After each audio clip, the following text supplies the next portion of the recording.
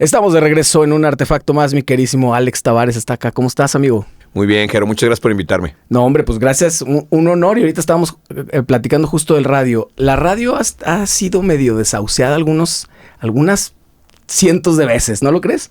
Miles de veces. Y sigue estando... ¿Cómo lo ves tú? Yo creo que la radio no va a desaparecer. Fíjate que la radio, todo el mundo, desde que salieron los CDs, Ajá. decían que la radio se iba a acabar porque la calidad digital que tenía el CD no la tenía la música en la radio. Entonces la gente decía, van a dejar de escuchar la radio, etcétera, ¿no? Yo creo que la radio tiene una magia especial sobre los otros medios. Y es la inmediatez. Uh-huh. O sea, la ventaja que tienes en la radio, que no la tienes en la tele y que incluso tampoco es difícil tenerla a veces en lo digital, es que cuando tú estás diciendo algo, el escucha puede interactuar en ese mismo momento. Ganarse un boleto, enterarse del concierto de su ciudad. Cuando, por ejemplo, el podcast, que también platicábamos ahorita, que es medio hijo de la radio. Hijo bastardo, yo digo. Hijo bastardo. Porque tienes menos reglas, pues. Y al tener menos reglas también se puede hacer un desmadre. O sea, así como que te ciñes en la radio, que también hago, por cierto. Uh-huh. Pues ya vas a corte y así, no tienes que decirlo más rápido. Acá como que tienes todo el tiempo y puedes pecar un poquito de nada más estar llenando espacio y hablar de lo que sea. Porque no tienes horario, ¿no? Sí, porque no hay una limitante de tiempo, ni cortes comerciales, ese tipo de cosas. Pero lo que yo le veo de ventaja a la radio es que todavía... Toda la gente que hace producciones locales, por ejemplo, conciertos, los circos, no sé, espectáculos en general, tienen que acudir a la radio para que la comunidad se entere, para esa comunidad tropicalizada. El podcast, a lo mejor tú puedes estar viendo un cuate que lo está haciendo en Holanda y que ni siquiera sabe que tembló ayer en tu ciudad, ¿no? Claro. Esa es la gran ventaja de la radio, es como un jugador local. Exactamente. Es como ir a ver al Atlas o a las Chivas en Guadalajara. Y tan es así que venden publicidad todavía en cantidades cabronas, ¿eh? Digo, ahí me tocayo, que es el encargado justo ahí en Radiograma del área comercial. Ajá. Pues poca madre, todavía las ventas están bien chidas. Sí, la radio sigue vendiendo. Creo que también ya muy acompañado de la parte digital. O sea, sí creo que las plataformas, sí creo que hoy por hoy, por ejemplo, yo lo que hablamos hace un rato, yo creo que en una estación de radio tú tienes que tener líderes de opinión. O sea, tienes que tener gente que realmente haga un show. O sea, si tú no estás ofreciendo un show, si tienes locutores que nada más van a cabina y hablan de esto que está súper usado, así de que hoy vamos a hablar de la depresión. Ajá. Y mañana vamos a hablar de cómo ligarte a una novia. O sea, que tienen como temitas ahí de 2 horitas. Sí. Pues se me hace la fórmula ya muy desgastada. Me parece que hay que tener líderes de opinión y que esos líderes de opinión sepan a quién le están hablando y que tú como radio escucha también de repente digas, ese güey me representa. Okay. O sea, ese güey realmente está hablando lo que yo creo o le preocupan las cosas que a mí me preocupan, ¿no? ¿Cómo se forma un líder de opinión? Yo siempre he escuchado como ese concepto y no estoy muy seguro de qué se refiere. O sea, líder de opinión está cabrón, ¿no? O sea, es un saco muy grande de ponerte. Es difícil, pero ¿sabes? Yo que creo, es un poco como la música. Por ejemplo, la gente me dice, oye, ¿por qué no hay ahora grandes bandas de rock como Oasis o no sé, no? Uh-huh. Pues porque no tienen a las disqueras. O sea, de lo que tanto se renegó en muchos años, que eran las discográficas, ¿no? De esta cosa tan manchada de que les robaban a los artistas dinero, pues esas discográficas también les hacían esa promoción, ¿no? Las grandes transnacionales, Warner, Sony. Claro. Entonces, por eso existía YouTube también, o sea, sí, su gran calidad musical, sí, la gran calidad de los Gallagher, lo que me digas, pero al final tenían ese gran soporte de que la disquera a una banda de Inglaterra la ponía a sonar en Brasil. O sea, sin que ellos siquiera conocieran Brasil. Claro. Entonces, eso me parece que es lo mismo con los líderes de opinión. De repente, bueno, tú volteas a ver el Twitter y ves, o el ex, ¿no? Y ves a López Dóriga, que tiene más de 1 millón de seguidores. Pues bueno, López Dóriga estuvo no sé cuántos años de titular del noticiero de Televisa. O sea, ahí construyeron, sí, la calidad del periodista, pero ahí construyeron un líder de opinión. Claro. David Medrano, por ejemplo, que es uno de los tapatíos que más seguidores tienen. El ex también tiene 1 millón de seguidores, Medrano, pues, ¿no? Entonces, también construido un poco entre la radio, la tele, su talento, etcétera. Pero estos grandes medios masivos que les dieron difusión lograban construir ciertos líderes de opinión. Buenos o malos, pues ya es ahora sí que con el que te identifiques o no, ¿no? Totalmente. Pero yo sí creo que se han generado, por ejemplo, a mí particularmente hay un cuate que se llama Álvaro Morales, que le tira muchísimo a las Chivas. Yo soy super Atlas, pero no me gusta la forma en la que él le tira a las Chivas, ¿no? Y sin embargo, el tipo ha construido también una imagen, bla, bla, bla, bla, y se ha hecho ahí como un líder de opinión en los deportes. Yo creo que para ser un líder de opinión en la música, que es lo que yo he hecho, primero es la constancia, ¿no? Primero hay que estar ahí. Segundo, hay que ser parte del ecosistema. O sea, sí te tienes que meter a conocer y saber que, por ejemplo, que tú tocas en una gran banda que hace grandes versiones, ¿no? O sea, poder conocer más o menos de qué la mueven en el ecosistema. Y segundo, entender y tener una opinión propia. Creo que ahí está la clave de los líderes de opinión. Los líderes de opinión tienen que tener una opinión, aunque no sea la de todo el mundo, aunque no sea la más agradable. Aunque no sea la políticamente correcta. Claro. Pero tiene que ver también con verdad, ¿no? Con cierta... veracidad. Sí, o sea, que auténticamente te guste. Claro, porque fíjate, a mí me han ofrecido irme a las radios gruperas. Justo estaba pensando eso y te lo iba a preguntar en algún momento. Pues a mí me han ofrecido no menos de 7 veces en mi vida, así súper sueldo. Me acuerdo una vez me acabé de casar y me hablaron de la Z que estaba empezando, ¿no? Y me hablaron unos amigos, Arturo Buenrostro, que vive en Dallas, me habló y me dijo, oye, vente, güey, hazte un morning show. Le dije, es que no conozco ni una rola, güey. Y me dijo, no importa, vas a aprender, güey. Me dice, a mí me gustaba Luis Miguel y ahora... Entonces le dije, bueno, déjame pensarlo. Fíjate, en ese tiempo a mí me pagaban el triple de lo que yo ganaba por irme a la Z. No mames, sí estaba de pensarse. Muy cabrón, porque aparte tenía unos gastos enormes en ese tiempo. Sí. Y de repente... ya al día siguiente le dije, no me puedo quedar, cabrón. O sea, la neta no me vibra. No sé cómo voy a presentar a Bronco, ¿no? O sea, no me inspira lo que me inspira el rock. Y entonces, pues prefiero hacerme a un lado que dejar ahí. Entonces, yo no sabía que en ese tiempo lo aferrado al rock me estaba construyendo un camino. Porque yo tengo como esa doble vertiente que me ha ayudado siempre, que sí soy cercano a los músicos, que sí hago conciertos, que tengo muchos años haciendo shows. Y eso es como un plus a los locutores. Yo como que me di cuenta y dije, es que del locutor no voy a conseguir económicamente lo que yo estoy buscando.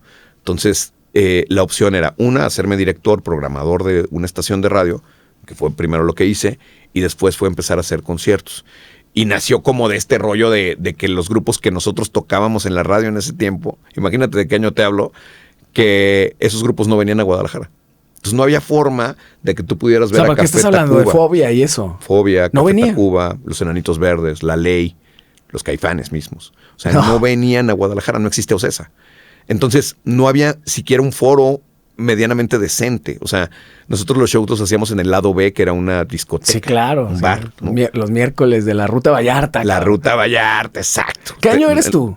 Yo de nacimiento. 69. Ah, 6. Me llevas 10 años, Alex, no lo puedo creer. Sí, tengo 5. Yo pensé que éramos como de la edad. No. No sí. mames. Yo este año ya cumplo 46, pero pues sí la neta no parece ser, no es cebollazo. Qué chido, el rock and roll conserva. El rock and roll conserva. A mí de repente también me tiran que me veo más joven de lo que soy. Chacha Rivera me dice acá rato, pero ¿cómo sabes tanto, güey? Porque soy viejo, cabrón, por eso. O sea, ¿por qué conoces de fulano? Güey, soy viejo. Digo, y también empecé a salir como a los 15 años, ya iba al Barba Negra y la chinga cuando se podía. Güey. En los 90 se podía. Se podía. Pero, sí, yo también. Pero en serio, 6'9", estás cabrón. Sí. Entonces, sí, claro, te tocó una movida, 10 añitos de diferencia conmigo, una movida todavía más... a ver, ¿qué bandas...? A ver, ¿por qué no nos regresamos y me cuentas cómo es que empezaste en el... O sea, te empezó a gustar la música, tú eres melómano, supongo. Totalmente. Yo soy melómano desde chavito. ¿Y nunca te fuiste por tocar un instrumento o algo? Teníamos una banda en el ITESO y yo cantaba. Órale. Y con unos amigos hicimos una banda y la neta es que nos iba bien en el ITESO, ¿no? Pero hasta ahí no pasaba nada más, pues, ¿no? Del ITESO han salido un chingo de bandas. Sí, pero nosotros era más pues, juntarnos a pachequear ahí, a tocar con los cuates. Realmente tampoco hicimos presentaciones, ni mucho menos. Pero bueno, al final a mí me gustaba mucho la música desde o sea, te hablo de la secundaria, mi papá hacía comerciales en cine, de televisión. Entonces mi jefe era también muy melómano, mi mamá también muy melómana. Entonces yo oía ópera desde bien chavito y cosas así como muy clavadas, pero aprendí. También a mí me pasa eso, que la gente me dice, ¿cómo sabes de música de los 60s, güey, si no habías nacido? Ajá. Pues por mi jefe, ¿no? Mi jefe ya oía Tom Jones y oía cosas como muy clavadas, Simon and Garfunkel, o sea, cosas así que a mí me tocaron en mi niñez. ¿Y había discos en tu casa? Totalmente. ¿Y tenías la libertad de ponerlos? Totalmente. Pero los discos eran de la familia. Iniciaste como todos iniciamos, primero es la música de los papás, lo que te toca de refilón, y en algún momento empiezas ya a decidir tu propia música. Claro. ¿Qué fue esa música? Fíjate que a mí me marcó muchísimo, y luego la gente se ríe, pero me marcaron muchísimo 2 LPs. Uno, que me regalaron de intercambio en la escuela cuando yo estaba en segundo de secundaria, de una banda que se llama Asia, ¿no? Ah, sí, claro. Donde claro. viene Heat of the Moment, Sí, sí. disco de la serpiente. Ese es como el éxito más mainstream, ¿no? Pero es una banda como es progresivo, una gran ¿no? banda de progresivo, claro. Sí, entonces a mí en ese tiempo, yo estudiaba en la Ciudad de México, en un colegio de refugiados españoles. En ese mismo colegio estudiaba Saúl Hernández. Nomás que Saúl me lleva... O sea, Saúl estaba en tercero de prepa, yo estaba en tercero de secundaria. ¿Tú eres de Ciudad de México? Yo soy de Ciudad de México. Ah, mira, tampoco pareces. Tampoco parezco, ya lo sé disimular. No, la neta es que soy más tapateo que nada, pues tengo muchísimos años viviendo en Guadalajara. Y entonces, en esa escuela, en los intercambios musicales nos regalábamos LPs. Entonces empezó a conocer a AC/DC, empezó a conocer a The Who, empezó a conocer a Led Zeppelin, o sea, como los muy clásicos, ¿no? Yo me acuerdo, por ejemplo, de Saúl, sin cantar, tocando en la lira acústica del recreo, tocando Lola, ¿no? Lola, de los Kings. De los Kings. Lola. O sea, tengo muy buenos recuerdos como de esa época. Y el segundo disco que me marcó es uno que me regaló mi tía Anita, ya sabes, que era la mamá, la amiga de mi mamá. En mi cumpleaños claro. Me regaló un disco de Billy Joel, de los Glass Houses, ¿no?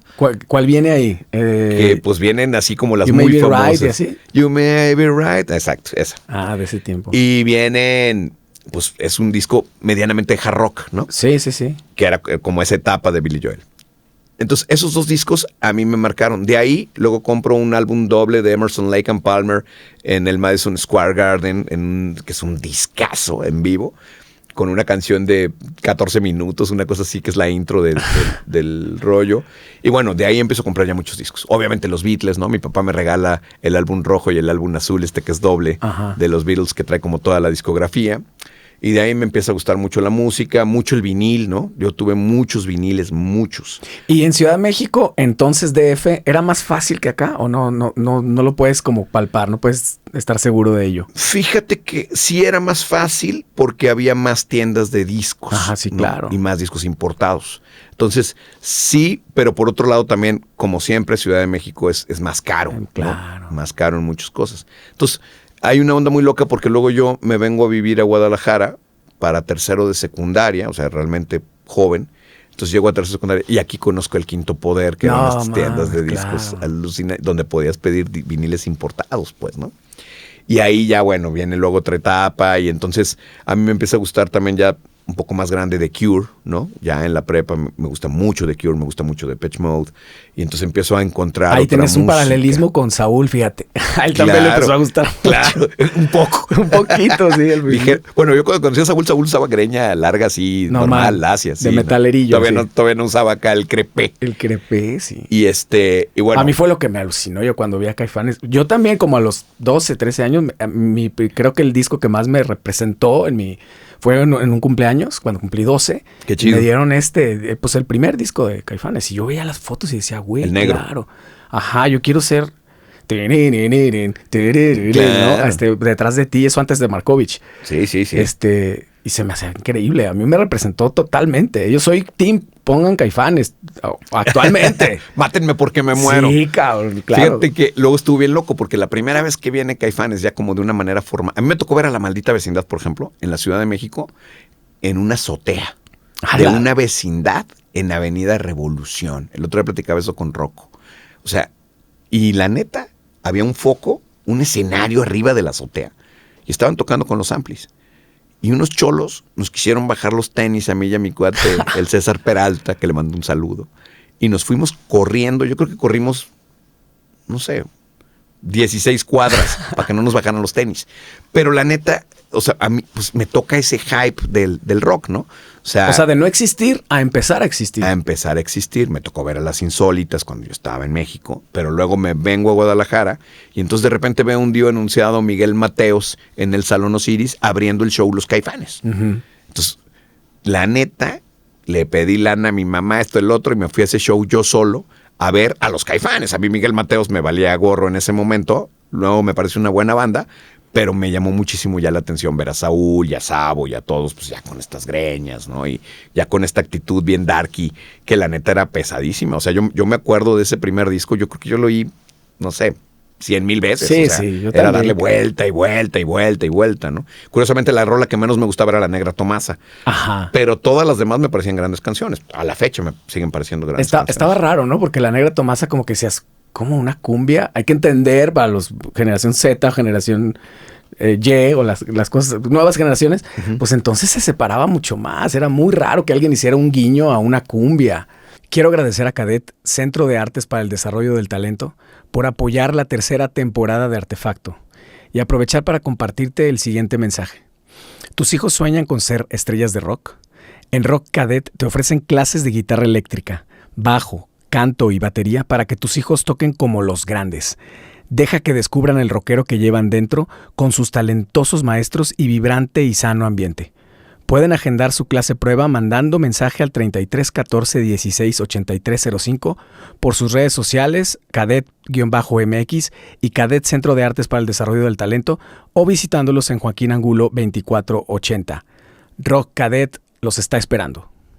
Eso que tú dices es increíble, porque todos mis amigos en la prepa era como que, o sea, nos gustaba Scorpions, Judas Priest, ¿no? Claro. O sea, y no podías decir, oye, pues me late una rola de Luis Miguel, ¿no? No, o sea, ni en te pedo, linchaban, claro. te linchaban. O sea, si te gustaba Luis Miguel lo tenías que oír a escondidas, así sumamente culposo, porque Sí, te güey. podían sacar de la banda, pues, ¿no? Ya de que ya me cayó gordo este vato que no le gusta el rock, ¿no? Sí, totalmente. Sí, la verdad es que ahí pues aprendí muchísimo de música como de una manera natural, ¿no? Y también algo que me llamaba mucho la atención cuando llego a Guadalajara es que no había radios de rock. Yo venía de escuchar, pues en la Ciudad de México había una radio que se llamaba Rock 101 y WFM. Eso me lo contó Daniel Quitroce, fíjate, cómo hace sentido, ¿eh? Que en ese tiempo no había. No había. Entonces yo llego y empiezo a escuchar las radios y entonces yo oía cosas así como, por ejemplo, 103 o Super Estéreo, tocaban, haz de cuenta, una rola en inglés, no sé, Madonna, y luego tocaban Menudo, así seguidito. Yo decía, ¿qué pido, güey? Pues, a mí ni me gusta esto, ¿no? ¿Y había locutores entonces? Sí, claro. Y sí. las presentaban todas. Y las presentaban todas, ¿no? Y de repente, pues también un baladón así de José José, cabrón, ¿no? Entonces, no había una radio perfilada. Entonces yo decía, pues a mí no me representa, ¿no? No era fan de ninguna radio, seguía oyendo mis discos, etcétera, ¿no? Y no luego, consumías radio. No consumía radio. La verdad es que en ese, pues, a lo mejor casualmente, pero no era fan de ninguna estación. Y luego me toca, en la preparatoria que yo estaba, abrieron unos bares que se llamaba El Rix, Ajá. ¿no? Que el Rix, para la banda que no sabe, fue como el primer bar underground realmente de Guadalajara. ¿Dónde estaba ese Rix? En Avenida La Paz. Ah, claro. Varios me han comentado, varios contemporáneos tuyos. Imagínate que nos tomábamos la chela así, la espuma por la nariz. O sea, era una cosa media de locos. Y ahí estaba, pues había mucha gente, ¿no? Cheto, el Pelito, el Calambrín. Y empezábamos a oír cosas, pues ya mucho más alternativas en un bar. Que eso estaba chido. O sea, ya no tenías que oír a Alejandra Guzmán en los bares. Ya podías ir y oír a los Bauhaus, podías oír a los Smiths, podías oír a The Cure, podías oír a Depeche Mode, podías oír a New Order. Y entonces, pues estaba bien chido, porque entonces ahí sí como que nos sentíamos correspondidos y llegábamos vestidos de negro y pues podías oír cosas que realmente te gustaban de música. Entonces, pero que yo me acuerdo era el único bar en ese tiempo que realmente tenía como esa onda, ¿no? El Rix. ¿Qué estás hablando? ¿80s? Estoy hablando, no, 90s, 90s totalmente, ya. sí, 90s. De ahí luego, no sé si te acuerdas de danceterías Sí. que vinieron a estas fiestas clandestinas, ¿no? Pero ya hay un rollo bien loco porque entonces entro al ITESO, salgo del ITESO porque me corren del ITESO, soy de los pocos, yo creo que si no es que el único que han corrido del ITESO y la neta me siento muy bien por eso. Y me fui a vivir a la Ciudad de México otra vez. ¿Pero qué estabas estudiando? Comunicación. Ah, mira. ¿No terminaste? No terminé, no, me corrieron en sexto, me faltaron 2 semestres. A huevo. La Sí, resistencia. Sí, somos la resistencia. Y todavía salí de ahí diciéndoles, pero yo voy a ser bien famoso y la chica, loco, ¿no? Y me fui a la Ciudad de México. Yo quería estudiar cine, pero en ese tiempo el CUEC te pedía que estudiaras en la mañana y en la tarde. Entonces yo me tenía que vivir de algo, entonces fui a pedir chamba a la radio, en Radiópolis, en Televisa Radio, y ahí me dieron trabajo. ¿Y por qué la radio, Alex? Hijo, es una historia loquísima, pero mi papá en esto que te digo que hacía comerciales y todo, también mi papá es la voz de Peter Pan en la película de Walt Disney y él ganó entre miles de niños. No me digas eso. Sí, si tú ves ahorita las portadas de los discos, ahorita te paso una portada para que veas. Sí, no, yo voy a ir a YouTube a escucharlo. pues es Nicky Tavares, él canta las canciones Pues y él hace todo el doblaje. Mi generación, Peter Pan, yo la vi tal vez la misma cantidad de veces que escuché el primer disco de Caifanes. Claro. ¿Te acuerdas de Romántica Pizza? Sí. Que siempre la ponían ahí, era La Dama y el Vagabundo, Peter Pan o 101 Dálmatas. En estas televisiones de proyector, ¿no? Sí. Era eso lo que había. Y era, güey, la tecnología más chingona. Era huevo. Y te ibas a la pizzería para poder ver las pelis. Para comer pizza, para empezar, porque no había tanta pizza entonces. Ajá. Y estaba buena. Pero bueno, entonces, güey, no sabía. Sí, entonces, pues yo estaba muy ligado, ¿no? A la música, a la radio. Entonces pido chamba y con un personaje que había conocido acá en Guadalajara que se llama Lawrence Dickens, que era vicepresidente de radio en Televisa Radio. Me dijo, búscame cuando salgas de la carrera. Pues lo fui y lo busqué, me aventé 9 horas de antesala, ya sabes. Y cuando lo vi me dijo, ¿y qué sabes hacer, güey? Entonces dije, no, pues escribo, ¿no? Que pues sí me gustaba escribir. Y me dijo, ¿y qué más, güey? O sea, aquí estamos haciendo radio en este momento, ¿no? Y me dijo, ¿sabes manejar el Dayaxis? El Dayaxis era un sistema, antes del Pro Tools y antes de todas estas cosas, había una computadora dedicada a editar música.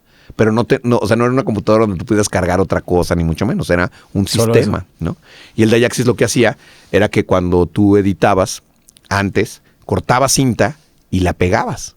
O sea, cinta físicamente. De carrete abierto. Ahí grababan los comerciales. Entonces, el locutor grababa y luego le quitaban las respiraciones, cortando la cinta y pegándola. O sea, la prehistoria de la radio. El Dayaxis es la primera máquina que podía cortar audio, editar audio. Y ya poner, no era con y poner diferentes canales, etcétera, etcétera. ¿Era audio digital o controlaba la misma cinta? Audio digital. ¡Wow! Sí, que de ahí todavía bajaban la cinta y luego la mataban en cartuchos a la radio. O sea, realmente el inicio de la radio digital, como tal en producción, ¿no? Y obviamente de la música. El Dayaxis fue el primer sistema con el que se grabó música digital. ¡Qué cabrón! Sí, muy locochón. Entonces me dice, ¿sabes manejar el Dayaxis? Y yo, obviamente en una mentira, güey, le digo, claro que sí. O sea, nadie sabía, él sabía que yo no sabía también, ¿no? O sea, había creo que 3 expertos ahí en Televisa Radio. Y en Ciudad de México. Y en Ciudad de México. Entonces y aparte, pues, Televisa Radio en ese momento era una potencia, güey, ¿no? Lo que ahora son los 40 principales y la que buena. Claro. Era una potencia. Entonces, entro a trabajar ahí de asistente, del asistente. Y realmente ahí es donde aprendo a hacer radio. O sea, en la universidad vimos cualquier cosa, ¿no? Pero acá es donde me dicen, a ver, los guiones tienen que ser así, con estas indicaciones. Empecé a trabajar mucho de la mano de gente que sabía muchísimo de radio, ¿no? O sea, a mí todavía me tocaron las épocas de González Iñárritu en la radio, de Martín Hernández, WFM, El Burro Van Ranking, claro. Esteban Arce, Charo Fernández, Fernanda Familiar, Marta de Baile. Esta gente que después nosotros acá escuchábamos luego, que sí que en Canal 5, algunas cosas de comerciales. Porque acá no se escuchaba esa radio. No, lo único que mandábamos de WFM para acá era un programa que salía en Sonido 103 que se llamaba El World Chart Show, que eran los 40 éxitos globales a nivel mundial pagados por Coca-Cola, ¿no? Órale. Y pues bueno, empiezo a hacer radio de neta, güey, ¿no? Y además, una radio... ¿Y está el Dayaxis? No, hombre, en la vida, güey. O sea, yo hacía guiones y cosas así. Pero luego llega Jesse Cervantes. A Jesse Cervantes se lo llevan a México. De acá de Guadalajara se lo llevan a México a dirigir 102. Y Jesse me da como mucha jugada en el rock en español, ¿no? O sea, estoy hablando de que era cuando empezaba Discos Culebra, ¿no? Entonces ahí sale Cuca, La Lupita, bueno... un montón de bandas, ¿no? O sea, en ese momento, en esa época... Pues Santa Sabina, ¿no? Santa Sabina. Así, había una explosión de bandas, Los Lagartos, estaba Las Víctimas del Doctor Cerebro, porque también hicieron subsellos, otras discográficas, ¿no? Sony, muchos empezaron a hacer. Como que le vieron el caminito y dijeron, por ahí es. Por un lado para evadir impuestos y por otro lado porque Culebra empezó, o sea, cuando sacan a los Caifanes en BMG y luego Culebra saca Cuca y saca La Lupita, etcétera, pues empiezan a vender muchos discos, ¿no? Y se dan cuenta que hay un movimiento allá abajo bien importante. Y nosotros empezamos a hacer programas. Entonces yo hacía un programa los fines de semana en un estudio bien grande de la XW, que había piano. Y entonces invitaba a una banda de rock y los hacía que tocaran otras cosas. Les decía, a ver, tócate una rola de Cricri. Y entonces hicimos, por ejemplo, El Gato con Botas con Santa Sabina, con La Lupita, hicimos La Patita. O sea, empezamos a hacer música de niños tocada en rock and roll, ¿no? Y muchos experimentos. ¿En la XW? en la XCW, pero luego, o sea, los grabamos en ese estudio, pero los pasábamos en 102. Oye, pero ¿cómo es trabajar ahí? ¿No es como llegar a Disneylandia para alguien que se dedica a los medios? Y tenía 20 años, además. No, man, pero así, o sea, de que Cric se hizo ahí, cabrón. Claro, claro. Y están las campanitas de tin, tin, no tin. mames. Entonces era increíble, ¿no? Y además, bueno, conocer o sea, Ricardo Rocha era el director, ¿no? Entonces me tocó conocer a Virginia Sendel. Pues llegaste a Grandes Ligas rapidísimo. Muy joven. ¿Qué edad tenías? 20. No, es cierto. Sí. Oye, Gloria, o sea, me tocó conocer a toda esa Gloria Trevi, así de que qué pedo, Alejandra Guzmán, amiguísima.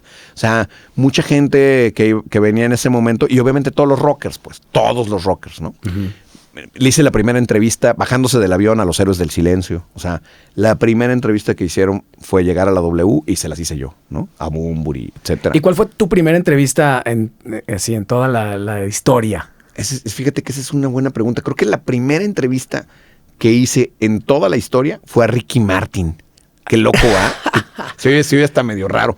Pero es que no lo podía hacer Jesse Cervantes en ese momento. Entonces me dijo, oye, no seas gacho, güey, avéntate a Ricky grabado. Y me acuerdo que Ricky llegó con otro güey que era como su personal manager. Ajá. Y era igual a Ricky, güey. O sea, también tenía 2 arracadas, y igual de grandotes y bronceados. Así se les decía antes, el personal manager. Sí, el personal manager. Pero lo que se me hace chingón es que también, yo siempre digo eso, ¿no? O sea, hay una diferencia entre ser gay, ¿no? Y ser solamente un cliente del Caudillos. O sea, Ricky Martin es gay. O sea, sí, neta, claro. cuando yo vi a Ricky Martin dije, no, pues este güey sí está bien guapo, ¿no? De que le ves el cutis súper cuidado y ya sabes como todo. Pero estaba chavito. O sea, te estoy hablando de que ahí cantaba esta rola de María, ¿no? 1, 2, 3, María para adelante. Claro, fue después de lo de las novelas y eso aquí. Claro. Pero o sea, todavía, ¿cómo le costó trabajo ese güey pegar, Cabrón. Sí, o sea, fue una época muy interesante. Ricardo Rocha sacó de las drogas a José José en algún momento. Sí. Entonces me tocó también ver la primera entrevista que dio José José recuperándose después de muchos problemas con las drogas. En su programa de en la noche, ¿no? Exactamente. En vivo era en vivo, no sé cómo creo que se llamaba En Vivo. Pero me tocó ver que le daban así cada 15 minutos una dosis de vitaminas a José José y hecho pedazos en silla de ruedas. O sea, sí, cosas muy locochonas. Me tocó cubrir el Mundial de Estados Unidos en el 94, ¿no? Y bueno, ahí empiezo con el rock. O sea, ahí me empieza a gustar muchísimo. Y había gente ahí súper talentosa, la neta, ¿no? El Eric de Martín, o sea, gente que sabe, Videgaray, el Estaca. O sea, gente que ya estaba muy metida también en el rock. Y me empiezan a dar chance de hacer cosas. Y pues yo me aferro. Y de repente compran Televisa Radio acá. O sea, no había Televisa Radio aquí. Y compran las Ondas de la Alegría. Ah, sí. En Avenida México y López Mateos. Entonces de repente Ricardo Rocha dice, ¿quién se quiere ir a esas estaciones? Levantaste la mano. Y nadie levantó la mano más que yo, pues yo era el único güey que tenía familia en Guadalajara. ¿Y tenías ganas de regresar? Sí. Yo ya traía una vida muy desordenada en México, entonces la neta era una oportunidad para mí de regresarme y como tener un poco más de control en mi vida. Y y me vine, y sí, mis amigos de allá me decían, güey, te vas a ir a la prehistoria de la radio. Dice, pues no hay pedo, ¿no? Y cuando llegué acá no había Dayaxis, acá seguían cortando la cinta. Entonces, sí, de repente dije, ay, cabrón, no mames, ¿no? O sea, sin embargo, había una cancha bien importante. Yo sabía que aquí había mucha oportunidad, por lo que te había dicho hace rato. Yo sabía que aquí las radios seguían siendo así como de que tocaban de todo, ¿no? Entonces había una gran oportunidad de hacer una radio que tuviera concepto, de hacer una radio como WFM o como Rock 101, que realmente fuera sobre un perfil musical y fuera como que le pudieras hablar a una generación de la cual venía yo como súper empapado, que era esta generación del rock and roll, ¿no? Y del rock en tu idioma y de todo lo que se venía haciendo, porque, pues bueno, obviamente ya había llegado Soda Stereo, o sea, había una efervescencia en ese momento importante de música, de las bandas tapatías también, que yo conocía algunas. Por ejemplo, a mí me tocó ver el lanzamiento de Azul Violeta en la Ciudad de México, en EMI Music, ¿no? Pintaron todo el edificio de Azul Violeta. ¿Que era como un showcase o qué? Sí, pero presentación un showcase, al público. O sea, los de EMI pensaron que por estar Iván y el Vampiro iban a ser Maná. Sí. Claro. Entonces le metieron, imagínate el varo que le metieron. O sea, llevaron a los programadores de todo el país. Yo creo que también Iván y el Vampiro creyeron eso. También, seguramente ellos creyeron, ¿no? Pues les pagaron el primer disco con Peter Gabriel, pues, ¿no? Bill Ward grabando. Tocó Tony Levin en el primer disco de Azul Violeta. O sea, y bueno, yo me acuerdo de ir a esa tocada, todavía yo viviendo en México y trabajando en México. Entonces, cuando me vengo a Guadalajara, llego a Sonido 103, que era la estación de Televisa en ese momento, y curiosamente la que más rating tenía de las juveniles era Super Estéreo, que era la competencia, que era la radio pirata, ¿no? Entonces nosotros me tocó llegar y me tocó relevar a Humberto Ferrer, el director, luego me pusieron a mí de director y me tocó pues empezar a hacer un montón de cosas acá. Hicimos la capital del rock con Sonido 103 y empezamos a tocar todas esas bandas que yo conocía y que además eran mis amigos y que además yo sabía que por ahí iba la cosa, ¿no? Platicábamos hace tiempo con Odín Parada de ese tiempo y nos acordamos del teléfono 615-1260. 36, 15, 12, 60, pero claro. somos tan oldies que era 6, 15, 12, antes del 3, cabrón. Sí. Yo creo que ahí está tatuado también de tanto que lo dijiste. Pues hasta ahorita que me lo dijiste me acordé, pero la neta, qué chido. Sí, claro, ese era el teléfono. Sí, 103, yo hablé 1000 veces y eso, tenía esa experiencia que tú dices de la inmediatez de hablar, pedir la rola y que te hicieran caso, el saludo y la chingada, ¿no?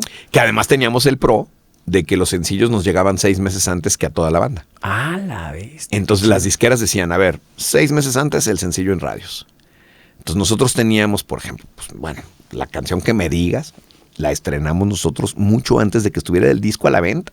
Entonces la gente por eso hablaba. O sea, te decían, no, nos acaban por metal rola nueva, ¿no? Y tú de repente podías medir las peticiones y tú sabías qué bandas eran más populares que otras, etcétera. Sí. Pero, por ejemplo, no sé, el Nervio del Volcán, ¿no? Que me tocó. O sea, nosotros nos mandaron la rola de afuera, pues no sé, 4 meses antes de que el disco estuviera en tiendas. Entonces imagínate lo que la gente quería escuchar a los Caifanes ya en ese momento en Guadalajara. Y así te puedo decir cualquier cantidad de rolas anglo y cualquier cantidad de... Y ahí es cuando empezó como este némesis que era Super Estéreo contra 103, ¿no? Y que a la gente le encanta siempre. Es como un Chivas América, Chivas Atlas. Tomar partido y hacerse... Yo soy Team Tavares, yo soy Team... No sé quién estaba en el Super Estéreo en ese Mario tiempo. Cuevas. Ah, mira. Sí, no, eran un pleito tremendo. O sea, Mario y yo estuvimos a punto de pelearnos. O sea, ¿sí era en serio? Sí, totalmente. Yo siempre pensé que nomás era pura Pues es mediática. No, cuando nosotros llegamos, estábamos como 6 lugares abajo de Super Estéreo. O sea, realmente Super Estéreo era una radio muy popular. Entonces empezamos a hacer lo de la capital del rock, empezamos a meter música electrónica, programas en la noche con una barra de heavy metal, música electrónica, etcétera. Y yo de repente decía, pues, ¿cómo le hago, cabrón, para que me escuchen, güey? ¿No? Y entonces de repente le empecé a mandar besos a Mario Cuevas. Decía, no, pues Mario Cuevas está bien guapo, déjame le mando un beso. Díganle que yo digo que está bien guapo. Entonces, la banda le hablaba y le decía, oye, hay un güey ahí en 103 que dice que estás bien guapo y que te mando un beso. Y entonces empezó como una guerrita. ¿Y no lo conocías? No lo conocía.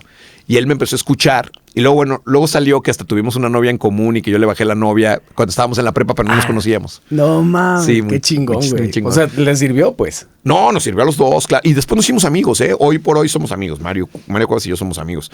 Pero en su momento ellos eran muy fresas. O sea, el estilo de Super Estéreo era este estilo ochentero de radio de sí. ¿Qué onda, baby? ¿No? O sea, claro, era como es. Totalmente. Y nosotros, cuando yo llego a dirigir 103, les dije, a ver, eso se va a acabar. O sea, no somos amigos de los artistas, no hablamos como si fuéramos Luis Miguel.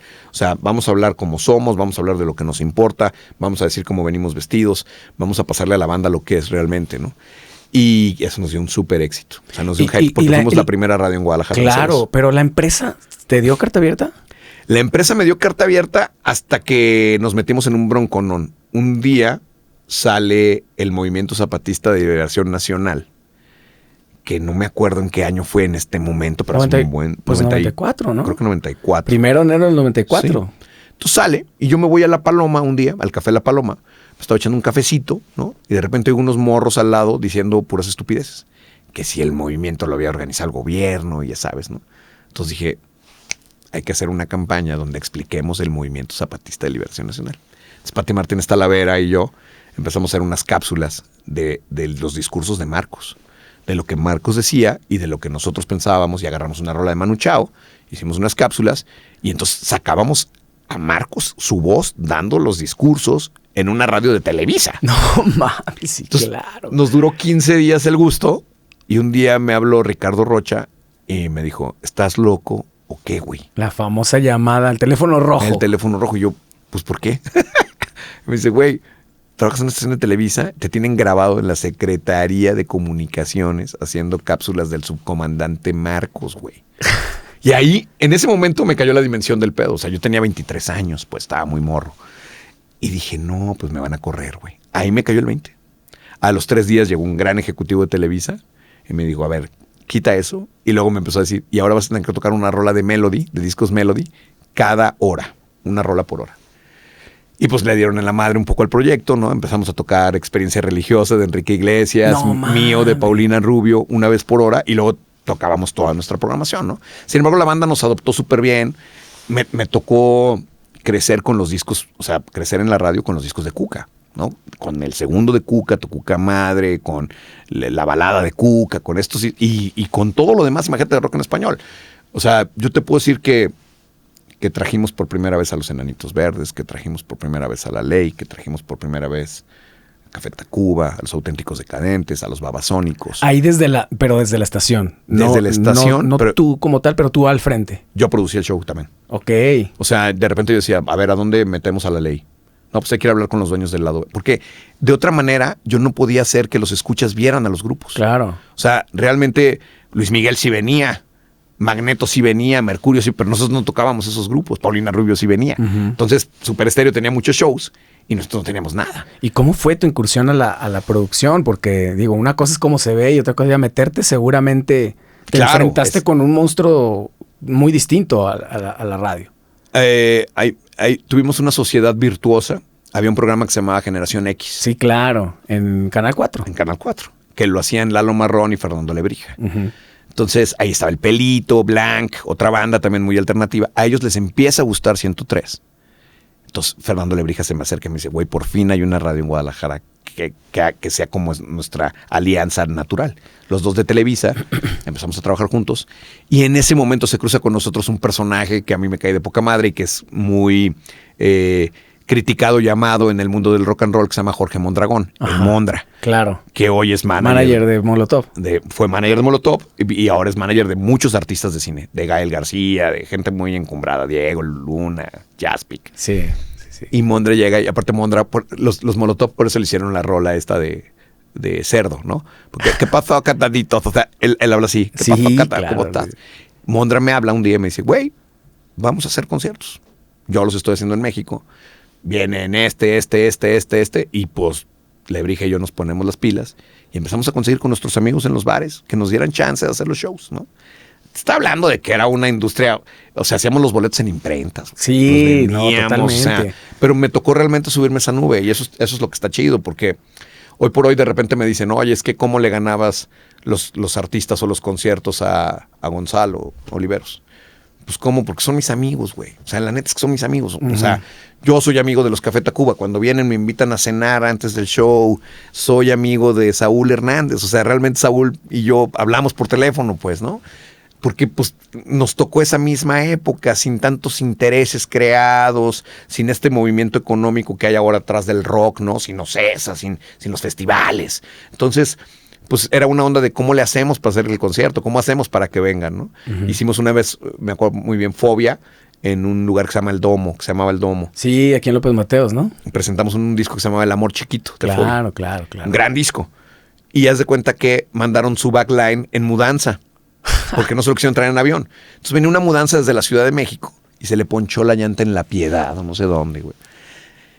Y nosotros teníamos sold out, 2,000 personas en el antro y no podíamos empezar porque no llegaba el backline. No es cierto. Y ellos ya estaban aquí, que habían volado en la mañana.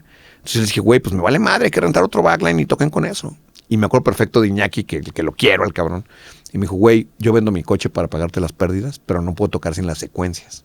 Y las secuencias vienen en la laptop que viene en la mudanza, ¿no? O sea, como sea, necesitamos ese. Y llegó. Cambiaron la llanta del camión, no sé qué, la gente esperó 2 horas y media. No mames. Y llegaron y tocaron. Todavía montaje y todo el pedo. Imagínate llegar y montar. O sea, tenemos un montón de roadies, todo, pero nos tardamos un montón, nos tardamos 1 hora más en montar. Y ahí el estrés, ¿qué pedo? ¿Cómo pedo? O sea, te empezaste a enfrentar con el estrés, cabrón. No, pues yo he acabado en hospitales. ¿Serio? Con los Rocks por la Vida, yo he acabado en el hospital así con una crisis durísima. Claro, sí. Que la gente que piensa que hacer conciertos de rock es como que estar fumando mota y llevársela súper relajada está totalmente fuera de la realidad. No, o sea, hoy por hoy es yo muy admiro complejo. a la gente que se dedica a la producción. Yo estuve estudiando una carrera que se llama Gestión y Producción de Espectáculos y como una práctica hice un show en un teatro chiquito. Qué chido. Güey, nunca me había estresado tanto en mi vida y dije, cabrón, esta mierda no es para mí, güey. Hay gente que incluso lo disfruta. Edison, por ejemplo, que tiene toda la vida haciendo eso y ya como que si no siente la adrenalina de Sí, no. Estar valiendo madre se siente raro, ¿no? Pero está cabrón. O sea, a mí, por ejemplo, la neta es que yo sí he sufrido ataques así cabrones de ansiedad y cosas por el estilo por hacer el festival. O sea, cuando tú estás coordinando más de 6 bandas de rock para un mismo día, en 3 escenarios diferentes, etcétera, etcétera, es una locura. O sea, de verdad se necesita un talento especial y un mal querer vivir ahí, porque... ¿Desarrollar una especie de sano valemadrismo? ¿Lo has podido hacer? Sí y no, porque al final tú te conviertes, sí o no, en el anfitrión de los managers, no de los grupos. Y a veces la chamba de ser manager, pues es la chamba de ser el mamón, ¿no? Claro. Entonces es esto de que si no está la suite con frutos verdes y no sé qué, que eso no pasaba cuando yo empecé a hacer shows. Cuando yo empecé a hacer shows era más de cuates y entonces la banda venía un poco en ese rollo, pues, ¿no? De quedarse donde sea y así. Café Tacuba llegando en taxi, ¿no? Con Tololoche incluido, pues, o sea. Entonces, ahora, dependiendo del nivel que hagas de bandas, pues las exigencias son cada vez más rudas. Entonces, lo que tienes que tener es un crew muy, muy pro que haga esas chambas, pues, ¿no? Que haga las chambas de recepción. ¿Se has podido delegar? Sí, ahora sí. Ahora ¿Eres bueno delegando? Soy muy bueno, sí. ¿Sí? Sí, yo siempre confío en los equipos. Porque no es fácil eso, ¿eh? Sobre todo cuando has logrado ciertas cosas, digamos, y bueno, también el ego también siempre se te mete. Entonces, como que hay un dicho ahí que si quieres hacer que las cosas se hagan bien, las tienes que hacer tú mismo. Sí. Y a veces si te crees mucho eso, está cabrón porque no dejas. Yo estoy en contra de eso, ¿eh? ¿Sí? Yo creo que lo que hace un buen líder es seleccionar un buen equipo. Es como el director técnico del fútbol. O sea, al final tú tienes que saber quién la mete, quién no, quién la rompe, quién no, tener confianza. Y te vas a equivocar. Y de repente a mí me ha pasado gente que veo que es súper pro y digo, no mames, hizo la chamba súper mal, cabrón, ¿no? Y no volverla a llamar. Y gente que a lo mejor no le tenías fe y que luego resultó súper pro y que ya se convierte en un pilar de tu empresa. A mí me ha pasado eso. Acabo de dejar la dirección del canal del sistema jalisciense de radio y televisión. Sí, ahorita vamos a eso porque claro, es un temota. Pero bueno, ahí 200 personas, pues, ¿no? Entonces imagínate si yo quería mandarles esas... No. Es imposible. Es y finalmente también aceptar el error como propio cuando no fue tuyo, pero tú eres el líder. Totalmente. Y tienes como que pues pagar ese costo, ¿no? Yo siempre les digo que la neta, los triunfos son de todos y los errores son míos. O sea, cuando me equivoco, pues me equivoco yo. Porque al final tú eres el que le da o no la confianza a una persona de hacer la chamba. Uh-huh. Y esa sensibilidad es la que me parece que deben de tener los líderes de proyectos. Uh-huh. O sea, como el rollo de poder decir, sabes que este cuate es bueno para esto, pero para esto no. Entonces a lo mejor lo pongo en esta área y lo va a hacer mejor. Ahora, la verdad es que el rock está muy profesionalizado ya en Guadalajara. O sea, ya hay buenas compañías para casi todo, ¿no? Claro. Todavía hay puntos débiles, pero en la mayoría de los casos hay buenas compañías. Y yo hoy... No era así, eso lo aprendí con la experiencia. Yo hoy prefiero pagar bien a los que van a hacer bien el trabajo. Pues sí. Si lo quieres pro, tienes que pagar como pro. Sí. También un poco las bandas, o cómo lo ves tú, existe también se visibiliza el rollo de ser más profesional desde el principio. Porque seguro te tocó muchas bandas que no sabían ni qué chingados era un stage plot. Nada, yo voy a tocar. Claro. Claro. Y ahorita ya ves bandas de chavos pues muy de generaciones pues muy nuevas y ya traen como mucho más el tema de la industria, más como delegan cosas entre ellos. Digo, yo vengo de una generación donde lo único que querías era tocar y punto, te creías la canción de Los Decadentes de quiero tocar la guitarra todo el día. Y ya, ¿no? Y ahorita sabes que no, tienes que hacer muchas cosas. Bueno, ahora creo que más redes sociales, diseño, bla, bla, bla, bla. Management, booking. La misma banda lo tiene que hacer. Sí, yo creo que, ¿sabes qué pasó? Que también el mundo se achicó. Entonces el internet ha ayudado a que la gente tenga otro tipo de información. A mí me tocó que me invitaban muchos años a los mercados musicales de Colombia. O sea, porque la gente luego dice, ¿por qué Colombia es líder a nivel mundial en la música? Y me estoy refiriendo al reggaetón prácticamente. Pues es que tienen muchos años trabajando en ser profesionales de la música. O sea, muchos años me refiero a más de 20, ¿eh? O sea, que a mí me ha tocado ir a un montón de mercados musicales, al Rock al Parque, a un montón de cosas. Y he visto el interés que el gobierno le pone a la música y la forma en que ellos han visto que la música puede ser una bandera de Colombia a nivel mundial para alejarse del narcotráfico y entonces poner la música en un primer plano. O sea, la primera vez que yo entrevisté a Shakira me dijo, güey, yo quiero ser más famosa que la cocaína. O sea, yo quiero que en mi país digan, es Shakira, no la coca. Ajá, no Pablo Escobar. Exacto. Entonces, cuando ves eso, cuando ves esa actitud, que Shakira era una niña de 17 años, la primera vez que la entrevisté, Entonces... Más en el lado de Alanis Morissette. Yo siempre digo que era como la respuesta latina a Alanis Morissette. Alanis Morissette, claro, sí, ¿no? Con los primeros discos y La Greña y todo esto. Sí, o sea, por ejemplo, yo me acuerdo, yo tenía, no sé, 23 y ella debe haber tenido unos 17, 18. Shakira, ¿no? Entonces... Yo desde ahí reconozco como toda esta labor que ahora hacen los grupos. O sea, ahora los grupos saben que un güey tiene que ser el manager, un güey tiene que saber de técnica, un güey tiene que saber mezclar. O sea, ya no es nomás lo que tú dices, ¿no? De que, yo soy bien bueno para el bajo y a mí déjenme acá en el bajo y voy a tocar. No, güey, o sea, también tienes que hacer otra chamba en la banda, ¿no? Sí, tienes que sumarle. Sí. Y a ti te ha tocado dirigir muchos equipos y desde muy chavo. Desde muy joven, sí. Entonces has tenido que aprender Es que ser líder tampoco es fácil, porque aparte, o tú corrígeme si me equivoco, no es como que siempre no hay manera de ser el bueno, siempre, o sea, de alguna manera vas a ser el malo. O sea, como working for the men, tú eres the men, ¿no? ¿No es así? Sí. ¿Sabes qué pasa? Que luego te toca llegar a correr gente. Puta. ¿No? A mí me ha tocado en muchas ocasiones tomar estaciones que están... se burlan de mí mis amigos de los medios porque dicen que soy como la Volpe. O sea, siempre me dan los equipos que van en el último lugar. Entonces, llego y pues me ha tocado... Es muy feo porque además es gente que vive al día y vive de esto. Entonces, llegar y decirles, ¿sabes qué? Pues, gracias, cabrón. O sea, a lo mejor no fue el momento, no fue el proyecto, a lo mejor no es tu culpa, pero pues para lo que nosotros vamos a hacer no nos funcionas, ¿no? Qué rudo, güey. Y darle las gracias a las personas, tomar estaciones, optimizar los recursos de las estaciones de radio. Por ejemplo, yo en las radios tengo equipos muy reducidos, 5 o 6 personas, y con eso puedes hacer una gran radio. O sea, no requieres tampoco de tanta banda, ¿no? Uh-huh. Y me parece que tiene que ver más con el conocimiento del medio y de realmente saber lo que quieres hacer, ¿no? Es de risa lo que te estoy diciendo porque, por ejemplo, WFM, cuando yo trabajaba allá, pues era una flota de, te voy a poner un número, 60 personas. Sí, enorme. Y yo llego aquí y me decían, es que 103 somos 5. Puta, ¿cómo le voy a hacer, no?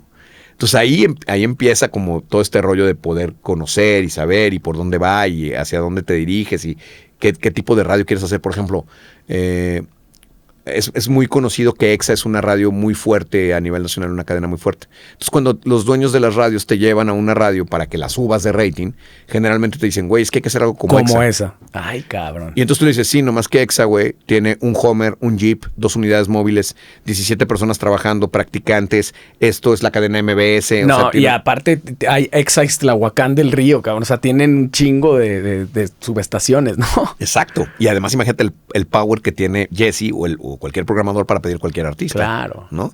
Entonces, les tienes que explicar y decirles, no, bueno, vamos a hacer otro tipo de radio, ¿no? Vamos a hacer una radio más ad hoc a los recursos que tenemos y con esto creo que podemos llegar acá, ¿no? A mí ahora difícilmente me buscan para algo que no sea de rock. Uh-huh. O sea, ya ha sido tanto este rollo que ya generalmente me buscan por ahí, ¿no? Y tiene su lado bueno y su lado malo, ¿no? El lado bueno es que sigue habiendo dueños hoy en día que piensan que el rock no es un negocio. Uh-huh. ¿Dueños de qué? De medios de comunicación. Ah, claro. Siendo que el país demuestra con números que los festivales más importantes de este país son de rock. Claro. El Pal Norte, el Vive Latino, el Corona. Pero pues a lo mejor se van con la finta de los números de las... Te iba a decir las listas de popularidad, no sé ahora cómo se mida.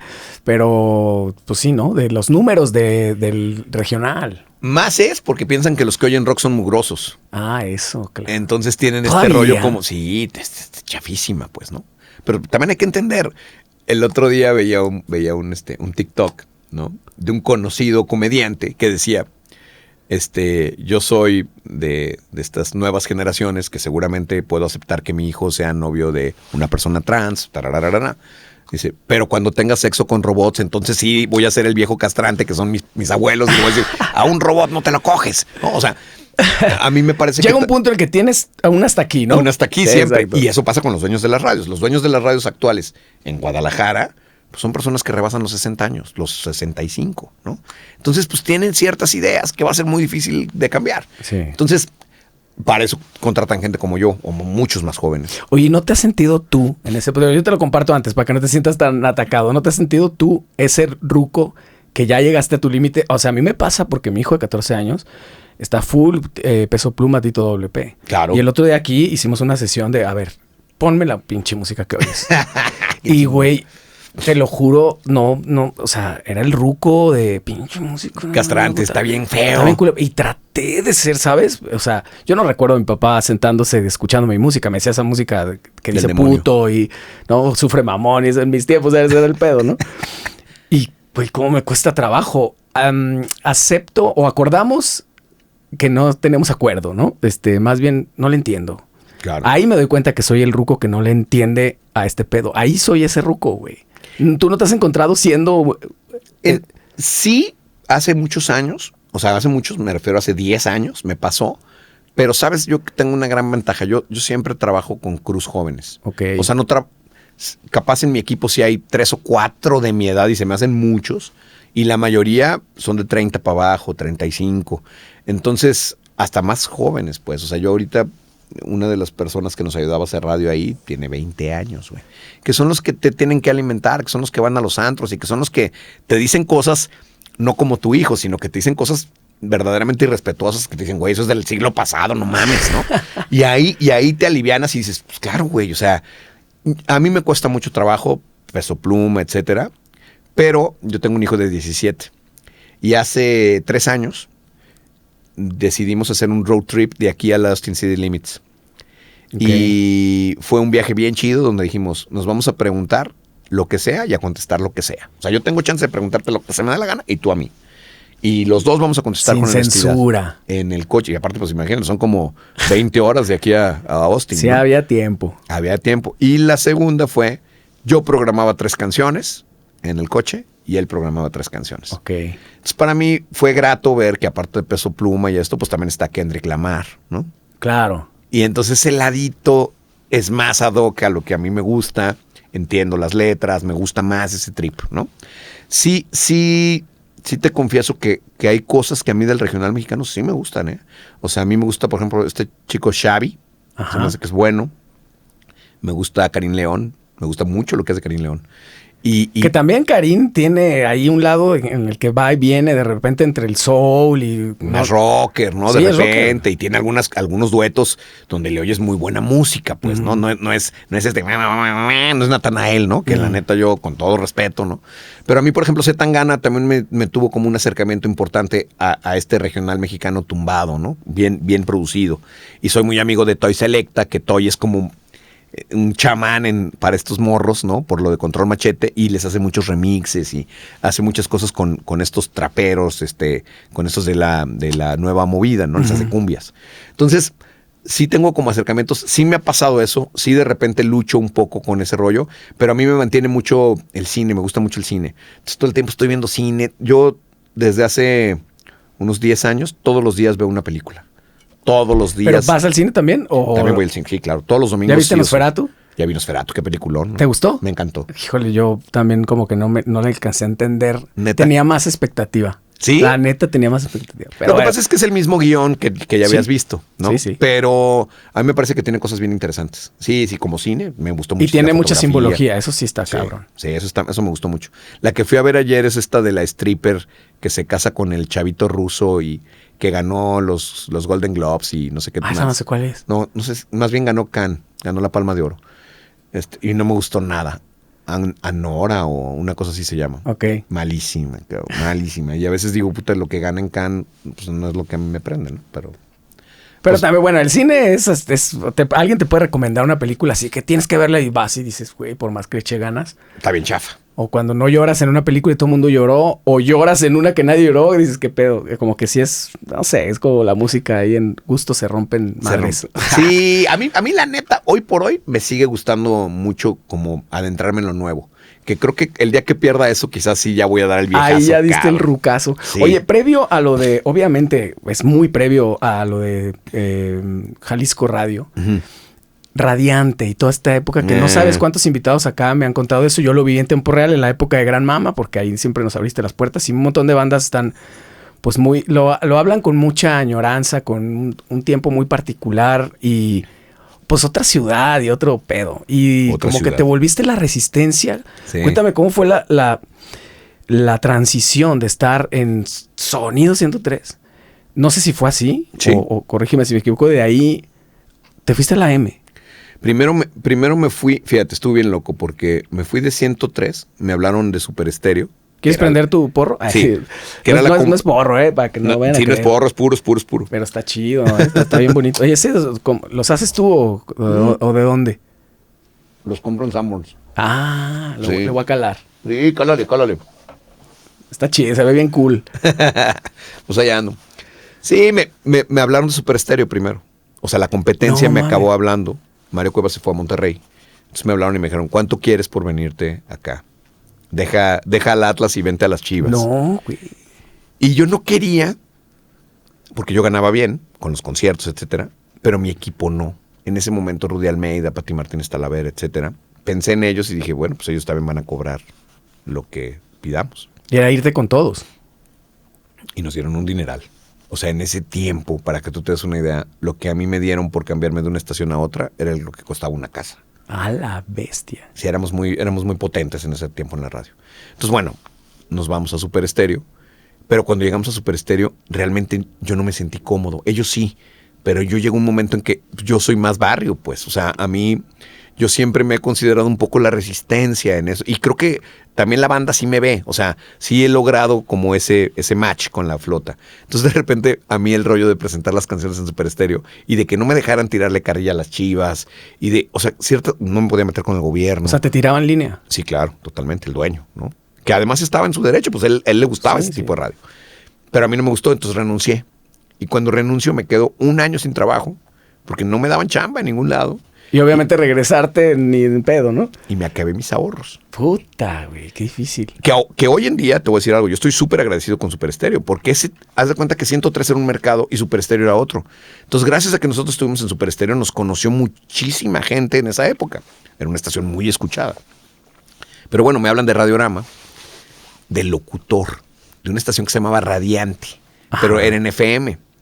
Entonces, llego, me quedo de locutor. Y luego un día me habla el dueño y me dice, oye, güey, me late mucho tu desmadre, está chingón. Nunca me había oído. Él no sabía ni siquiera que yo era locutor. Don Enrique. Saludos, Saludos, don Enrique. Me habla Enrique Pérez y me dice, vente a mi oficina, cabrón. Entonces voy a su oficina y me dice, quiero que tú seas el director de la estación. Le digo, oye, pero pues tengo un mes, cabrón, al aire. No, pero está bien chingón tu desmadre.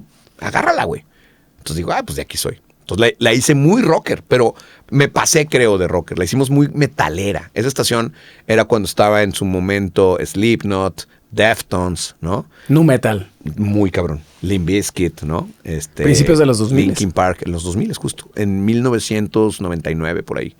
Entonces le damos bien cabrón al rock and roll. Nos ponemos en segundo lugar de rating general. O sea, solamente nos ganaba la Qué Buena. Éramos la segunda. O sea, yo nunca pensé que ese rollo de rock tan rudo tuviera como tanta audiencia. Porque además, obviamente, pues estoy hablando de Static X, Korn, o sea, bandas muy, muy pesadas. No necesariamente radio friendly aquí en Guadalajara. Claro, sí, porque pues tocábamos Nine Inch Nails, tocábamos Marilyn Manson, los Papa Roach, o sea, como cosas muy nu metal, pero también como dándole al metal clásico de repente de otras cosas, o sea, sí, Judas Priest, sí, Nirvana, sí, cosas así, pero muy ruidosa, una estación de mucho ruido, no tan amigable como habían sido otras.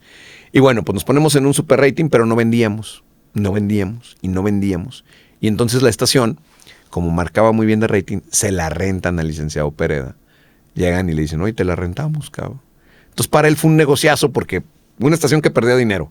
Me pone de director, la subo de rating y luego llegan y se la rentan. Entonces si tú lo ves como negociante, pues es un gran negocio. Es un puntazo. Entonces de repente me habla y me dice, te tengo una buena y una mala. Me dice, te voy a dar primero la mala. Ya no eres director de Radiante, ya no se va a llamar Radiante y se la vamos a rentar a otra empresa. Me dieron ganas de llorar, cabrón. Y luego me dijo, la buena es que te vas al Mundial de Japón. Y me fui al Mundial de Japón 3 meses, en el 2002 con Jerónimo y con ellos. Qué chingón. Estuvo bien chido porque tuve oportunidad en Japón de leer. Yo hacía el color. Entonces tenía mucha chance de días muertos irme a leer yo solo, ya sabes, un cafecito y ahí lamentarme de mi existencia. Me estaba divorciando, sucedieron algunas cosas en mi vida. Y entonces, de repente leí que Robert Smith tenía una estación de AM en Inglaterra y que el güey ponía de Amanda Galás y cosas súper locas y que le estaba yendo bien cabrón de audiencia porque era Robert Smith. Sí, pues. Entonces de repente dije, puta. Y de repente me cayó el 20 que no había una sola estación de rock en el cuadrante. Al rentar Radiante, pues se quedaron las estaciones comerciales. ¿Qué estación fue? el 106.7, que ahora es máxima. Ah, pero en ese tiempo. En ese tiempo se la rentaron y se hizo...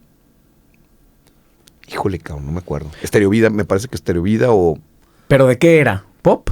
Sí, se fueron a tocar baladas pop románticas, ¿no? Y Sin Bandera, por ejemplo. Entonces, de repente yo me regreso de Japón y hago un estudio.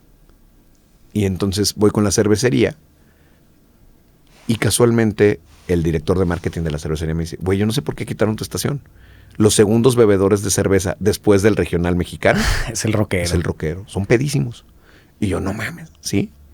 ¿Y tú tenías ya acercamiento con ellos por los conciertos? Porque patrocinaban mis programas desde hace mucho tiempo y patrocinaban los conciertos. Entonces de repente dije, puta, una estación de rock.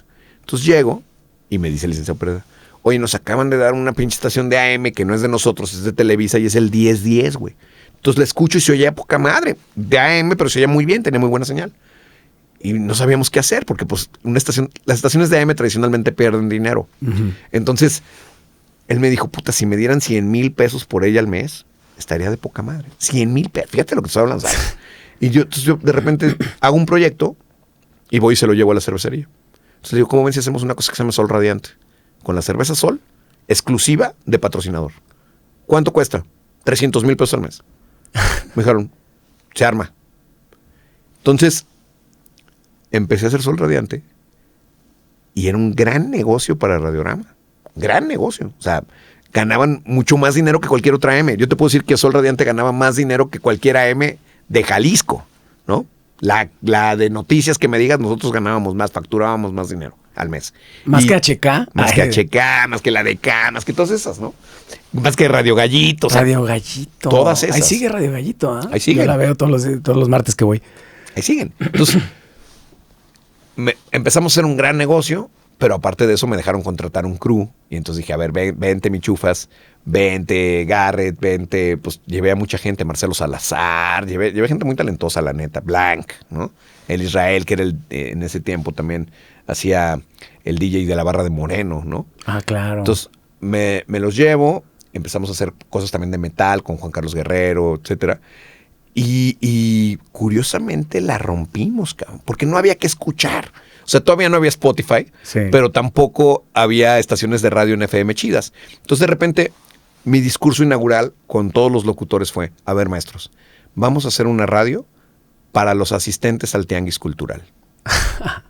O sea, les dije, ustedes cuando hablen, piensen en el güey de la bota industrial, güey, el pantalón de mezclilla y la camiseta negra. A esos les vamos a dar. Que está totalmente desatendido. Que no hay nadie que les hable, güey. Entonces, no mamen de fresés y la chingada. O sea, vámonos al barrio, güey.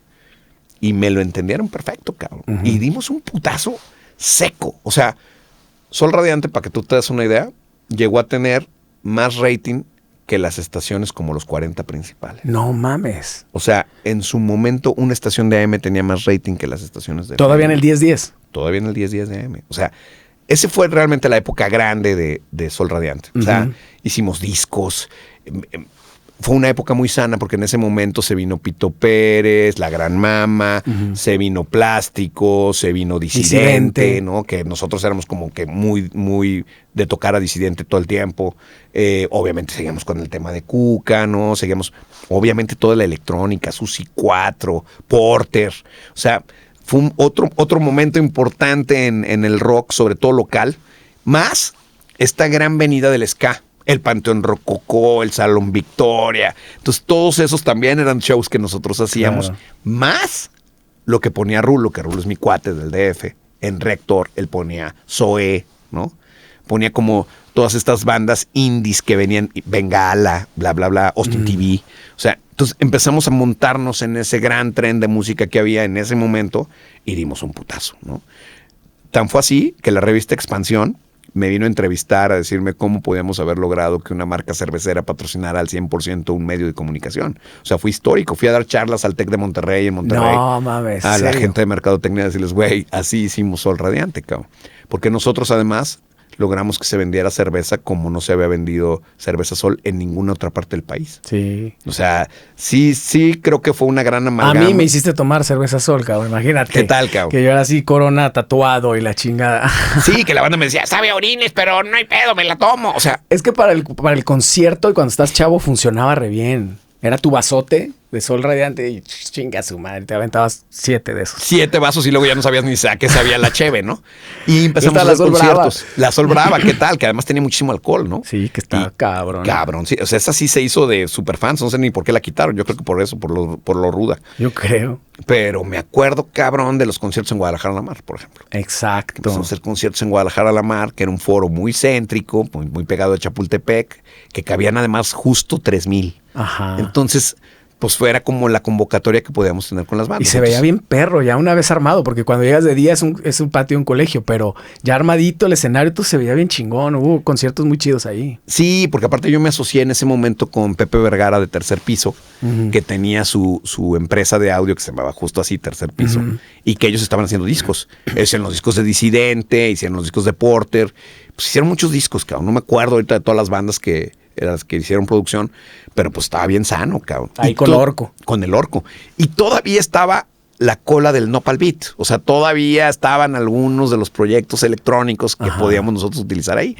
Entonces, fue una época bien chida, muy fiestera de nosotros también, pero donde hicimos muchos conciertos y donde hicimos creo que yo sí creo, fíjate qué loco, en todas las estaciones de FM que he estado, yo creo que mi mayor logro es Sol Radiante. O sea, es de las cosas que más emocionado me hicieron sentir en mi vida, quizás también por la edad que tenía, como por el crew que armamos, por el ruido que hicimos en la ciudad. O sea, realmente yo sí creo que, pues tú eres músico. Para los músicos, sí hay muchos que me dicen es que hay un antes y un después de Radiante para muchas bandas. Sabes que desde este lado nosotros lo veíamos como que era posible llegarle sin esta gran muralla que ponían los mismos medios, que antes era sumamente difícil. Claro. Entonces fue una antesala a la democratización de los medios que después vino con el internet, pero con el peso de la radio. De la convocatoria. De la convocatoria del rating y este rollo. Porque fíjate, hace rato estaba reflexionando que hace rato dijiste cómo una transnacional antes podía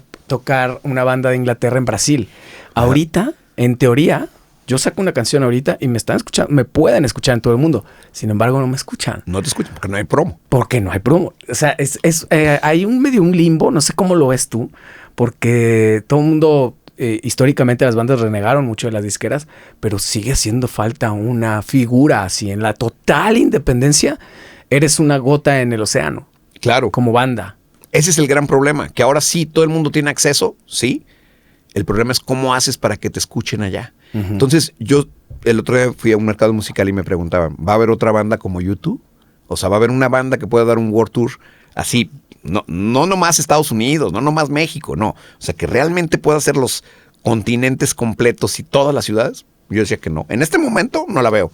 ¿Por qué? Porque no tienen la promoción que tenían las disqueras. O sea, sí te quitaban mucho dinero, sí, pero también invertían mucho dinero. Tendría que pasar una cosa distinta, ¿no? Tendría que aparecer una figura a lo mejor que medie entre las dos, entre sí la independencia, pero sí que este poder tan cabrón que tenían las disqueras. En este momento es difícil porque creo que las disqueras se convirtieron en Apple Music y en Spotify.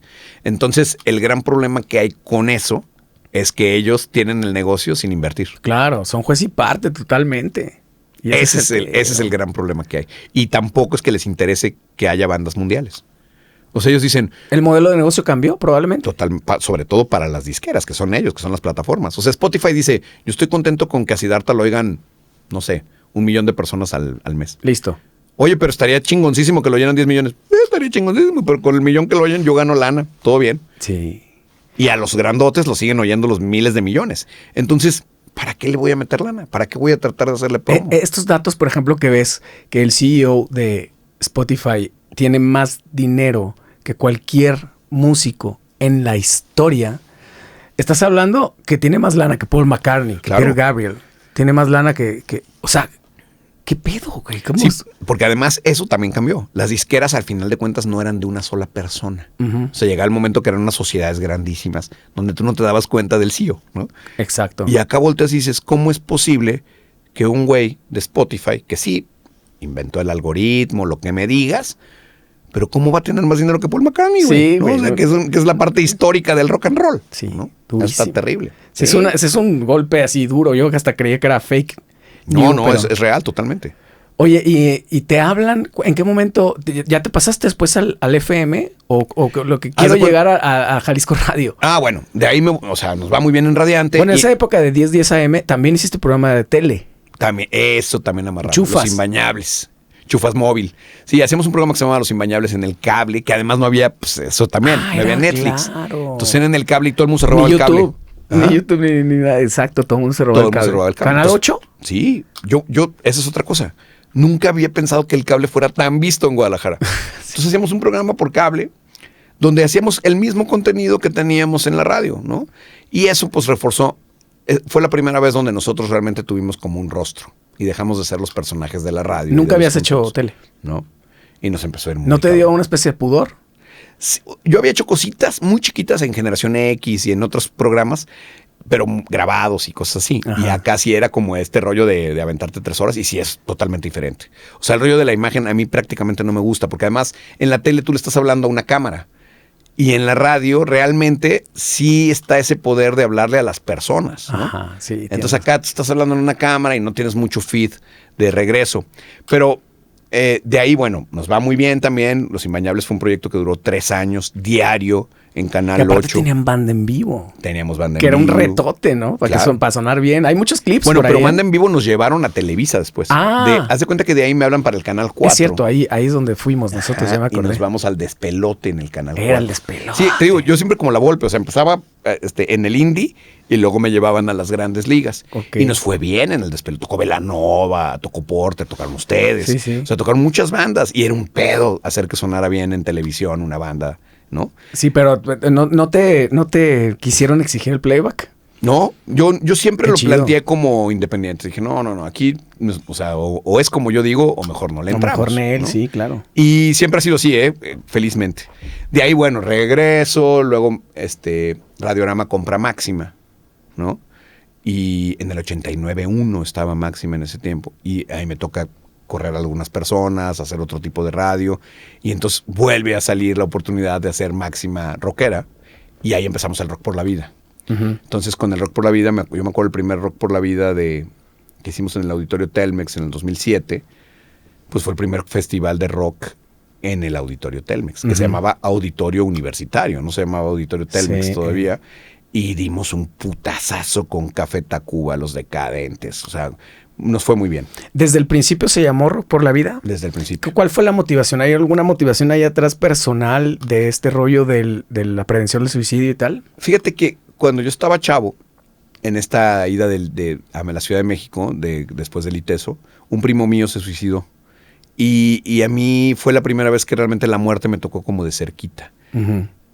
Y como que él tenía los mismos años que yo. Entonces como que te muestra la fragilidad del ser humano, ¿no? La fragilidad emocional, sobre todo. Y ¿tú lo veías relativamente bien? Sí, yo lo veía relativamente bien. Salí con él una semana antes de que se suicidara y sí me tomó por sorpresa. El problema real del suicidio es que lo vemos como un tabú todavía.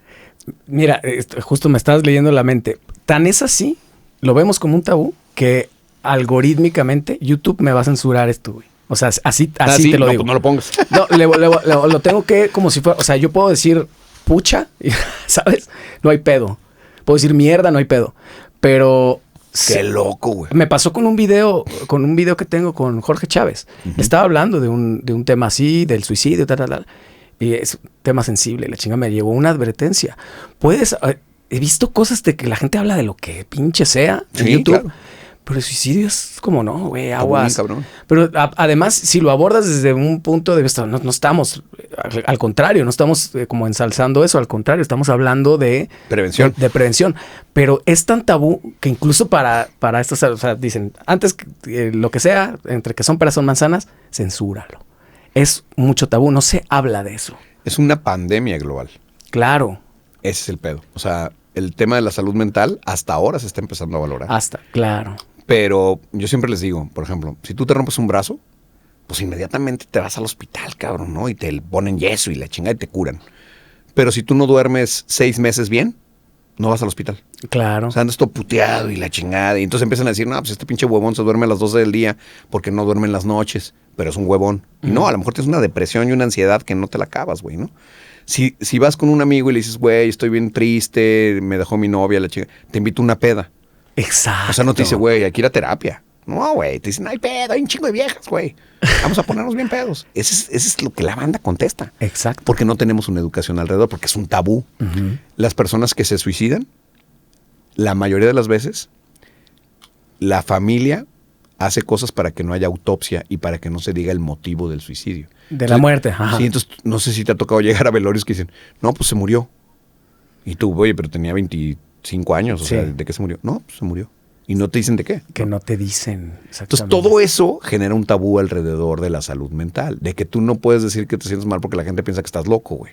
¿No? Ir a terapias de locos, todavía para ciertas generaciones. Claro, eso, claro. Felizmente las nuevas generaciones no. Pero hay generaciones, o sea, la de arriba de nosotros dice, no, eso es de locos, güey. Sí, ¿no? O sea, no hay que ir a terapia. Yo hoy en día, pues, conozco mucho del tema, ¿no? Pues son ya muchos años de estar ahí. Y la verdad es que el suicidio, la forma que tenemos de cuidar el suicidio es escuchando, es con amor. O sea, hay que acercarse al que está sufriendo, ¿no? Porque el suicida no está pensando desde el primer día que sufre en suicidarse. Es una cadena de acontecimientos que lo van llevando a tener una visión de túnel, donde él va encontrando que la única salida para poder salir de todo su dolor y sus problemas es quitarse la vida. Sí. Entonces hay que llegar, tocarle esa pared y decirle, güey, aquí estoy.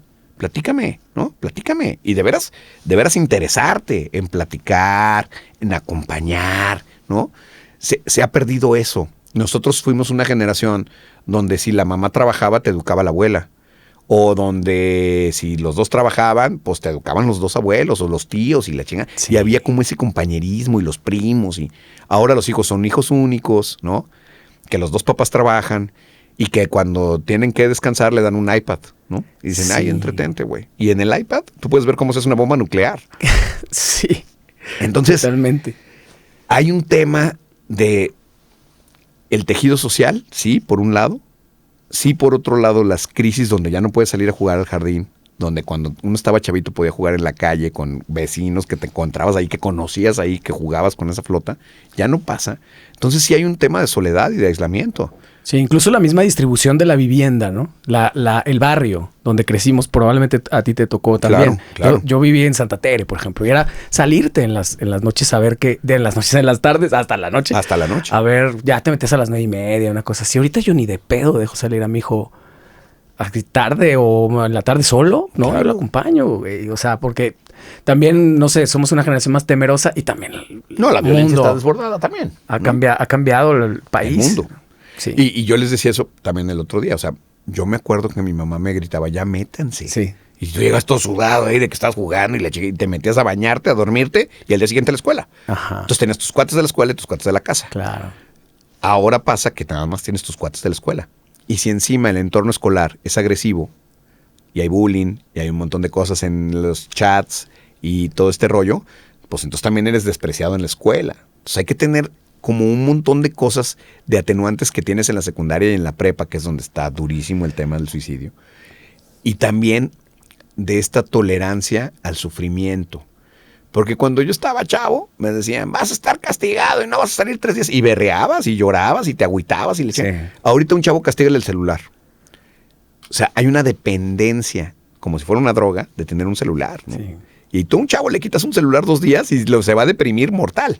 Entonces, hay un montón de cosas alrededor que por fin empiezan a ser tema, y qué bueno que sean tema, pero sí, cuando sale el tema del Rock por la Vida, yo leo un día el periódico Mural, y entonces veo que Jalisco es el segundo lugar en suicidios a nivel nacional.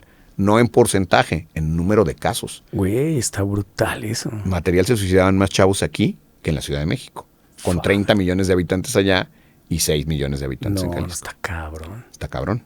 Entonces hay una doble moral, hay una serie de cosas. Aquí mucho el tema tiene que ver con este rollo de que los padres le dicen, es que yo te he dado lo mejor de la vida y la chingada, y tú, pinche huevón, de repruebas matemáticas, ya ni la chingas. Entonces los chavitos sienten un rechazo muy cabrón. Entonces me empiezo a clavar en ese tema y de ahí sacamos el Rock por la Vida. O sea, de ahí decimos, bueno, hay que hacer un concierto gratuito, sí, pero que genere un movimiento social. O sea, yo siempre he sido amigo de que las radios no solamente tienen que tener audiencia, tienen que generar un movimiento social, si no, no tienen razón de ser. Y de ahí empezó. Y bueno, hubo mucha sensibilidad con los músicos. La neta es que hoy por hoy difícilmente te encuentras un integrante de una banda nacional que no sepa lo que es el rock por la vida y de qué se trata. Claro. ¿No? Hay güeyes que dicen, el por la vida, pero saben qué onda con el festival. Y empezamos a difundir la línea de atención en crisis, el 075, que felizmente permanece hasta hoy porque hubo gobiernos que la quisieron quitar. Y gracias al festival metimos tanta presión que, bueno, se mantiene esa línea de atención, que por lo menos es una línea de atención primaria, pues, ¿no? Claro, y súper útil e importante que exista en cualquier lugar del mundo. A mí me pone banda, todavía en las redes sociales, muchísima gente me pone, güey, gracias, hablé y me alivianaron.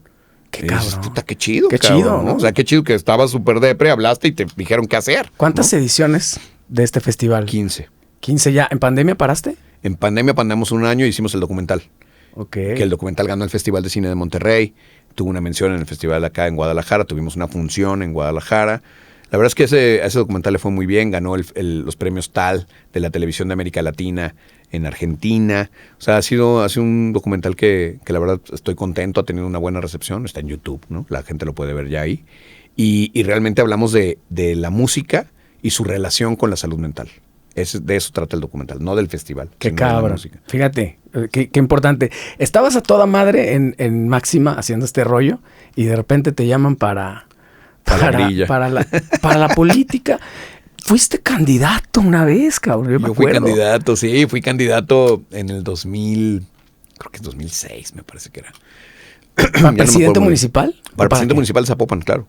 Con Convergencia, que luego sería Movimiento Ciudadano. Y fue al mismo tiempo que Alfaro era candidato para Tlajomulco y Aristóteles era candidato para Guadalajara. ¿Y cuál fue tu experiencia ahí? La neta, yo entré a esa candidatura porque yo quería saber qué pasaba en una candidatura. O sea, yo decía, puta, o sea, ¿por qué todos quieren robar lana, güey? O sea, ¿por qué no? Y fue muy interesante porque yo sí hice campaña. O sea, fui a las colonias, visité, etcétera. Y te das cuenta que la gente lo único que quiere es vivir mejor. O sea, llega el presidente municipal aquí afuera y tú le vas a decir, oye, güey, no pasa el camión de la basura lo suficiente, cabrón, el alumbrado, no jala este pinche farol y hay mucha delincuencia. O sea, eso es lo que te piden. Sí. Oye, ponle botes de basura al parque, güey, porque la gente tira la basura y luego llegan los perros, se la comen. ¿Sí? O sea, cosas así, güey, la gente no quiere más. Y entonces yo cuando oigo estas mamadas de no, estamos trabajando a los 3 niveles de gobierno por la seguridad, digo, ay, güey. Eso no quiere la banda, güey. O sea, yo estuve ahí, yo sé lo que la gente quiere, ¿no? Entonces, cuando hice esa campaña me sirvió mucho ver eso. Yo sabía que no iba a ganar, lo sabía. Pero también quería ver un poco el power que teníamos como la banda alternativa de realmente buscar un cambio. Y ojo, yo tuve 12,000 votos. O sea, me quedé a 1,000 votos de ser regidor en Zapopan. Wow. O sea, muy cerca de ser regidor. La historia hubiera cambiado para ti, ¿eh? Totalmente. Hoy agradezco no haber llegado, te lo juro. Pero en ese momento yo me di cuenta del power que teníamos y de que realmente la gente sí quería un cambio. O sea, hoy por hoy la gente, claro que, o sea, a mí lo que me molesta es que nosotros vemos a los políticos como si fueran personas de otro planeta, que son dignos de toda nuestra desconfianza. Sí. O sea, no confiamos en ellos y los vemos como si fueran otros entes, ¿no? Cuando la verdad deberíamos de decirles, a ver, güey, trabaja. O sea, tapa los pinches hoyos de la calle, güey. No, ese es tu jale. Es tu empleado, ¿estás de acuerdo? Totalmente. Pero no los vemos así. Por lo menos un encargado de... Pero yo te apuesto que si llega ahorita el gobernador allá afuera, la gente llega y los saluda. No, sí, claro. Es ese cuadrarse una foto. O sea, nadie le dice, oye, los pinches hoyos, no mames, aliviáname con este tope que ya está roto. Nadie dice esas cosas. Ajá. Eso es lo que tenemos que empezar a hacer. Que realmente nos cumplan todas las promesas y todas esas cosas. Me hice muy amigo de Alfaro, esa es una realidad, porque yo sí creo que Alfaro ha gobernado diferente. Es más, con esto a lo mejor me levanto hasta hate, pero yo creo que Alfaro, en unos 10 años que tengamos perspectiva histórica, vas a ver que hizo muchísima obra. O sea, hizo muchos hospitales, alivianó muchas unidades deportivas, hizo muchas carreteras. O sea, sí alivianó el Estado.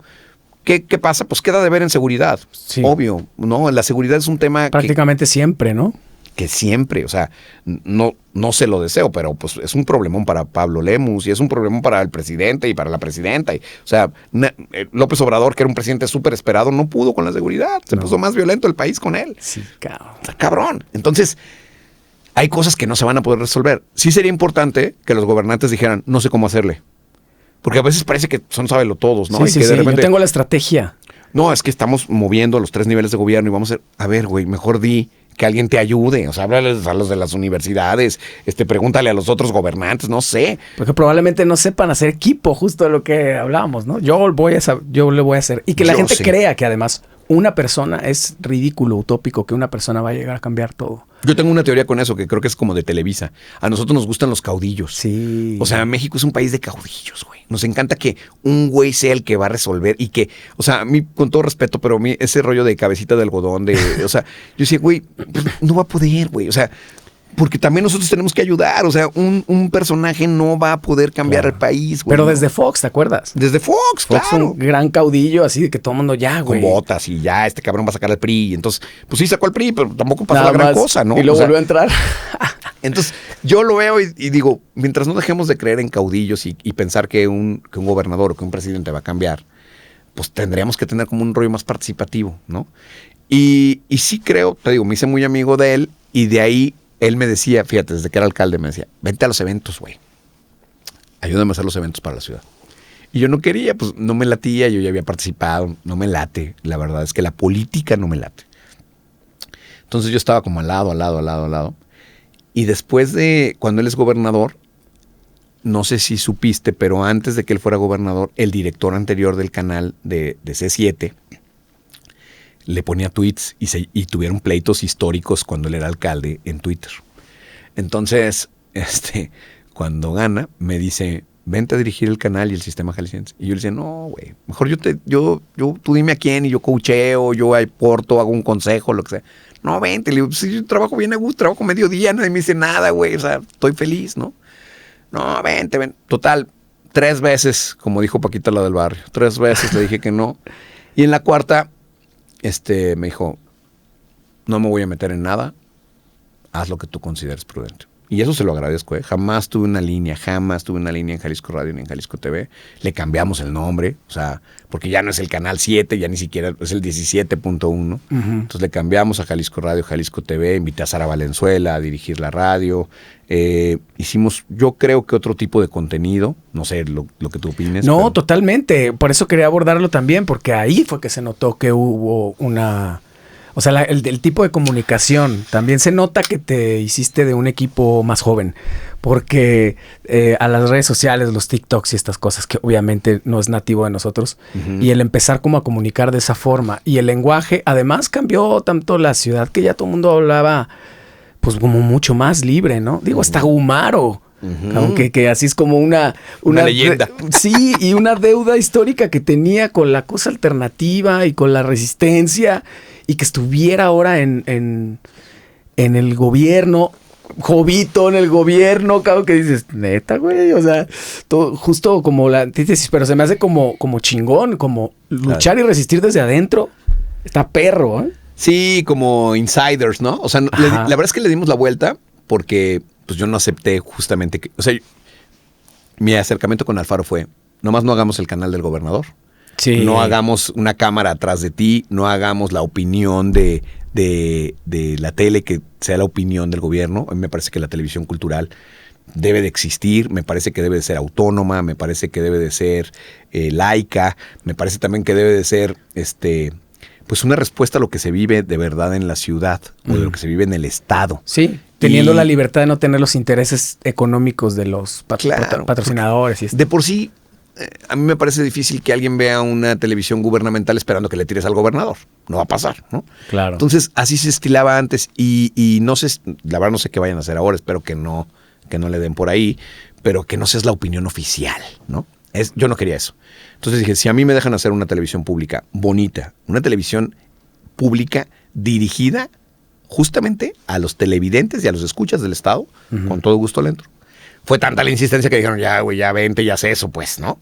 Entonces, nunca hubo el interés de Enrique de que estuviéramos en las ruedas de prensa. Obviamente cubríamos las ruedas de prensa que eran importantes, ¿no? Que yo consideraba para importantes para los noticieros.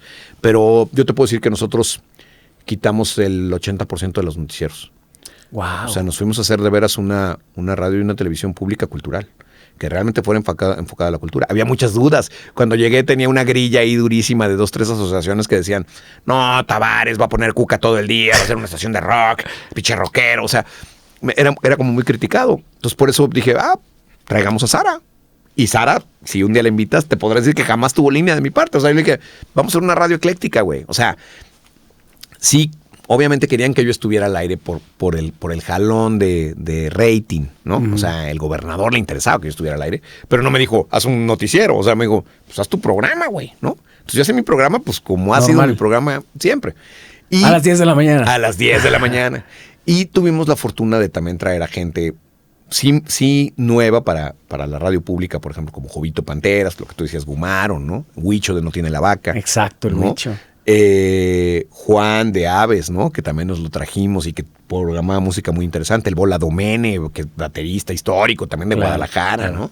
No sé, Toño Ulloa, Gil Flores. Gente muy talentosa en las radios y también de otras generaciones. Y luego tuvimos la fortuna de tener a Cornelio García, güey, a Don Corne, que es mi tío y lo quiero y lo amo. Qué chingón personajazo. Personajazo haciendo programa de lo que él le gusta, ¿no?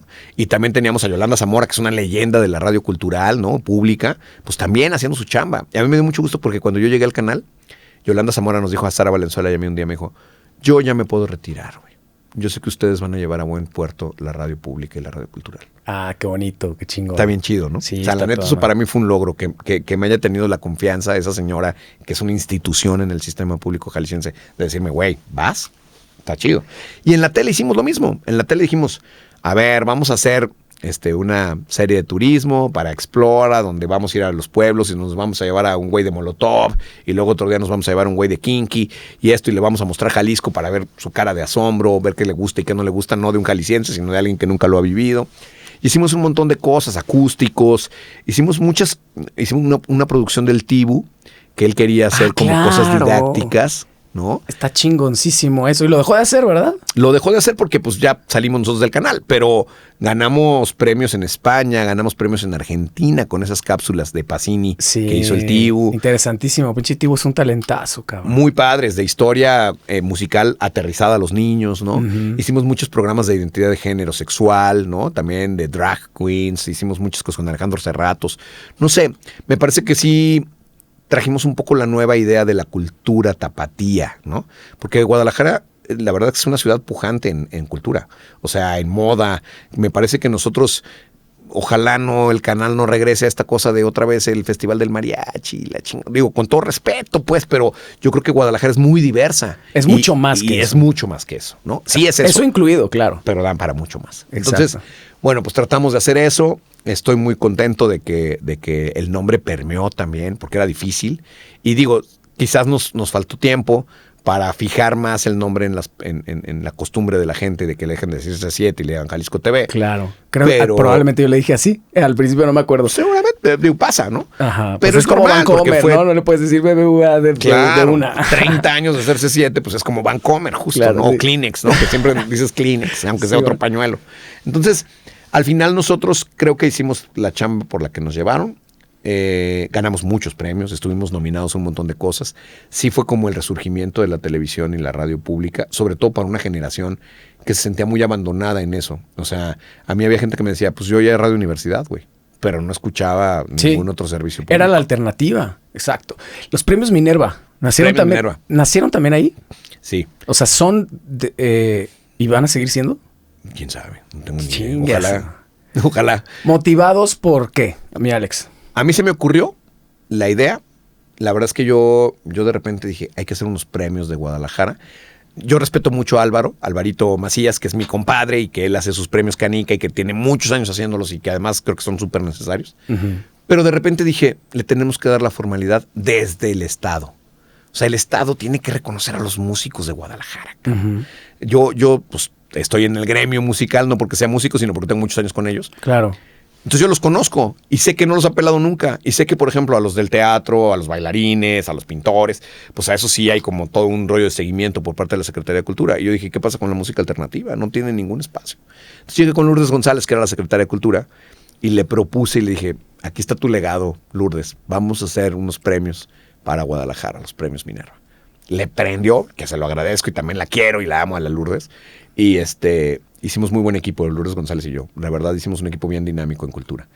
Y ella accedió, me dijo, nomás que sean en el degollado. Yo en un principio quería hacerlos en un lugar más grande, pero ella, por este tema institucional, ¿no? Para que fuera realmente de la Secretaría de Cultura, los hizo en el degollado. Y nos fue impresionante, Sí. cabrón. O sea, yo me asombré de la calidad de los nuevos proyectos, ahí sin caer en la ruquez, ¿no? De todo lo que escuchamos nuevo, pero sobre todo de la convocatoria y de la buena vibra de todos los músicos, cabrón. Porque realmente era una fiesta de los músicos locales, celebrando a los músicos locales. No lo quisimos hacer nacional, porque dije, es que nos van a tapar. O sea, si le doy un premio a Molotov, pues Claro. nadie va a ver el de No Tiene la Vaca, ¿no? Pero o sea, además todo el mundo... Minerva como que tendría esta cosa, ¿no? Muy, muy local. Muy local. Yo creo que eso del degollado fue un puntazo porque históricamente es un recinto que, no mames. Claro. Yo tengo una grandísima duda y te lo quiero preguntar así directamente. ¿Qué onda con la convocatoria ahí de los Minerva? ¿Cómo es? ¿Dónde se hace? Yo nunca vi nada. No sé si exista o no. ¿Cómo le hago para ganarme yo un premio Minerva? Fíjate que a través de Jalisco Radio hacíamos la convocatoria. Sí permea y también eso es algo que es interesante y hay que decirlo. Lourdes me dijo, no más que no sean los premios de Tavares, cabrón. Uh-huh. O sea, porque ese va a ser el primer ataque que vamos a tener, de que vas a premiar a tus compas. Dije, no, pues... ¿Y lo tuviste? Fíjate que afortunadamente hicimos una mesa. En esa mesa estaba Wix, que es el curador del Foro de Independencia, Carla, que es la curadora del C3, ¿no? Estaba Javier Audirac, de Nine Corners, y también era el director de música de la Secretaría de Cultura. Estaba Lourdes González, obviamente. Estaba yo. Y estaban otro par de directores más de la Secretaría de Cultura que en algún momento cambiaron, ¿no? Pero había un par más. Y entre todos nosotros escuchábamos la música que llegaba, preguntábamos qué para ir con el año, ¿no? O sea, no, la idea no era premiar a los rostros ocultos por Abre tu Corazón, ¿no? O sea, sino la música nueva que estaba sonando, quién tenía música nueva y quién no de ese año. Y en base a eso hacíamos una curaduría y entonces ya decíamos, bueno, las categorías que son estas, aquí entran estos. Sí, y literal, después hicimos jurados. O sea, nosotros seleccionábamos las categorías y luego, por ejemplo, Sara Valenzuela, Alonso Arriola, no sé, algunos jazzistas hacían la curaduría del jazz. Por otro lado, teníamos los del hip hop. Y entonces nosotros pasábamos, te voy a poner un ejemplo, 15 números de rock y a lo mejor de ese jurado rockero que estaba el Orco, por ejemplo, ¿no? Uh-huh. De repente salían las 4 bandas que iban a ser las que concursaban y el ganador y lo sacaban por puntos. O sea, yo a esta le pongo 5, a esta le pongo 3, a esta le pongo 2. Obviamente hay muchos ganadores que ni siquiera los conocía, güey. O sea, yo conocí muchas bandas gracias a los Minerva y no me da pena decirlo, se me hace chido. O sea, las Babas Tootsie Pop, un montón de bandas que yo no ubicaba en el planeta, las conocí ahí. Y se me hizo chido que no fueran los premios de Tavares, porque si no, pues a lo mejor nos hubiéramos quedado en los mismos que yo he venido conociendo históricamente, cabrón, ¿no? Y la convocatoria, perdón que me regrese a eso, porque no me quedó muy claro. ¿La convocatoria como tal sí estuvo en todos lados? Sí, incluso se publicaba en la página de Cultura. Ok. O sea, la cosa era... A mí me faltó verla. Literal, porque yo saqué un disco en ese tiempo. Ah, mira. hubiera sido por lo menos postularme, ¿no? Ese es el rollo. Creo que la parte donde cojeamos quizás es que nos faltó como más promoción a la convocatoria, difusión a la convocatoria, ¿no? Para poder tener de veras ese mapeo musical pues un poco más grande. Sí te encuentras con ciertas limitantes, supongo, presupuestales y totalmente. De que no te, pues, a quién le interesaría en realidad. O sea, no sé si la tele comercial, la radio comercial te abra las puertas para los premios Minerva. Pues tuvimos un buen hype de repente con los noticieros y eso, pero nadie más le interesaba como realmente darle cobertura ni nada. Es un primer esfuerzo, a mí me parece que habría que darle continuidad y que eso podría ir tomando otras dimensiones poco a poco, porque no sé si ubicas, pero también pasa lo mismo con las convocatorias de Conaculta, pasa lo mismo con todas las convocatorias de este país. Ocultas. Sí, y entonces de alguna manera ganan, por ejemplo, lo que pasa mucho en cine, ganan los mismos, ¿no? Ajá. Siempre los apoyos, porque aparte hay que presentarlos en cierto formato, que tienen como algún, entonces te equivocas en una respuesta y ya valió corneta, lo sacan. Exacto. Nosotros no estábamos tan así, pero sí me parece que a la gente le hizo falta tener ese mail donde tú puedes decir, pues déjame mandar mi disco, cabrón. Sí. ¿no? Y ver qué sucede. Por lo menos tener un acuse de recibo de va a ser revisado, ¿no? O por lo menos una respuesta de, ¿sabes qué? Pues sí lo revisamos, lamentablemente en esta ocasión no. Exacto. ¿no? Pero sí creo que nos hizo falta por ahí eso. Y creo también que como primer esfuerzo fue bueno, sobre todo por el resultado, porque yo sí, o sea, te puedo decir, por ejemplo, o sea, El Rostro se llevó un premio, pues, ¿no? ¡Qué chingón! Pinche Rostro no ha querido venir a mi podcast. El Rostro es una chingonería en la producción y se llevó... Claro. Para mí era muy importante, cabrón. O sea, digo, porque... José Force ya tiene muchos reconocimientos, qué bueno, qué chingón, que también se llevó uno, pero al final hay gente de la industria que no se ve, Gabriela Auri, o sea, hay gente que tiene muchos años trabajando, cabrón, y que está picando piedra, y que de repente no hay ni una sobadita de lomo, ¿no? Claro. O sea, de güey, porque tampoco es que le estábamos dando dinero, les dábamos una estatuilla, pero era el reconocimiento de la propia industria. O sea, decir, güey, qué chido que estés haciendo esto, síguele, cabrón. ¿No? Sí, Jovito Panteras, cabrón. Sí. ¿no? Sí. O sea, entonces, sí hubo unas cosas muy bonitas, digamos, muy románticas. Exacto. Pero sí, como dices, un primer esfuerzo, ojalá que siga haciendo. ¿Fue una sola entrega? ¿O? Fueron 3. 3. Sí. ¿Y si lo viste mejorar? Sí, yo creo que mejoramos mucho también en los números musicales que presentábamos. Cada vez, por ejemplo, en el último presentamos a Bajo el Roble, no sé si ubicas esta banda, no. Que a mí en lo particular se me hace una muy buena propuesta, pues súper novel. O sea, creo que tienen 3 canciones, ¿no?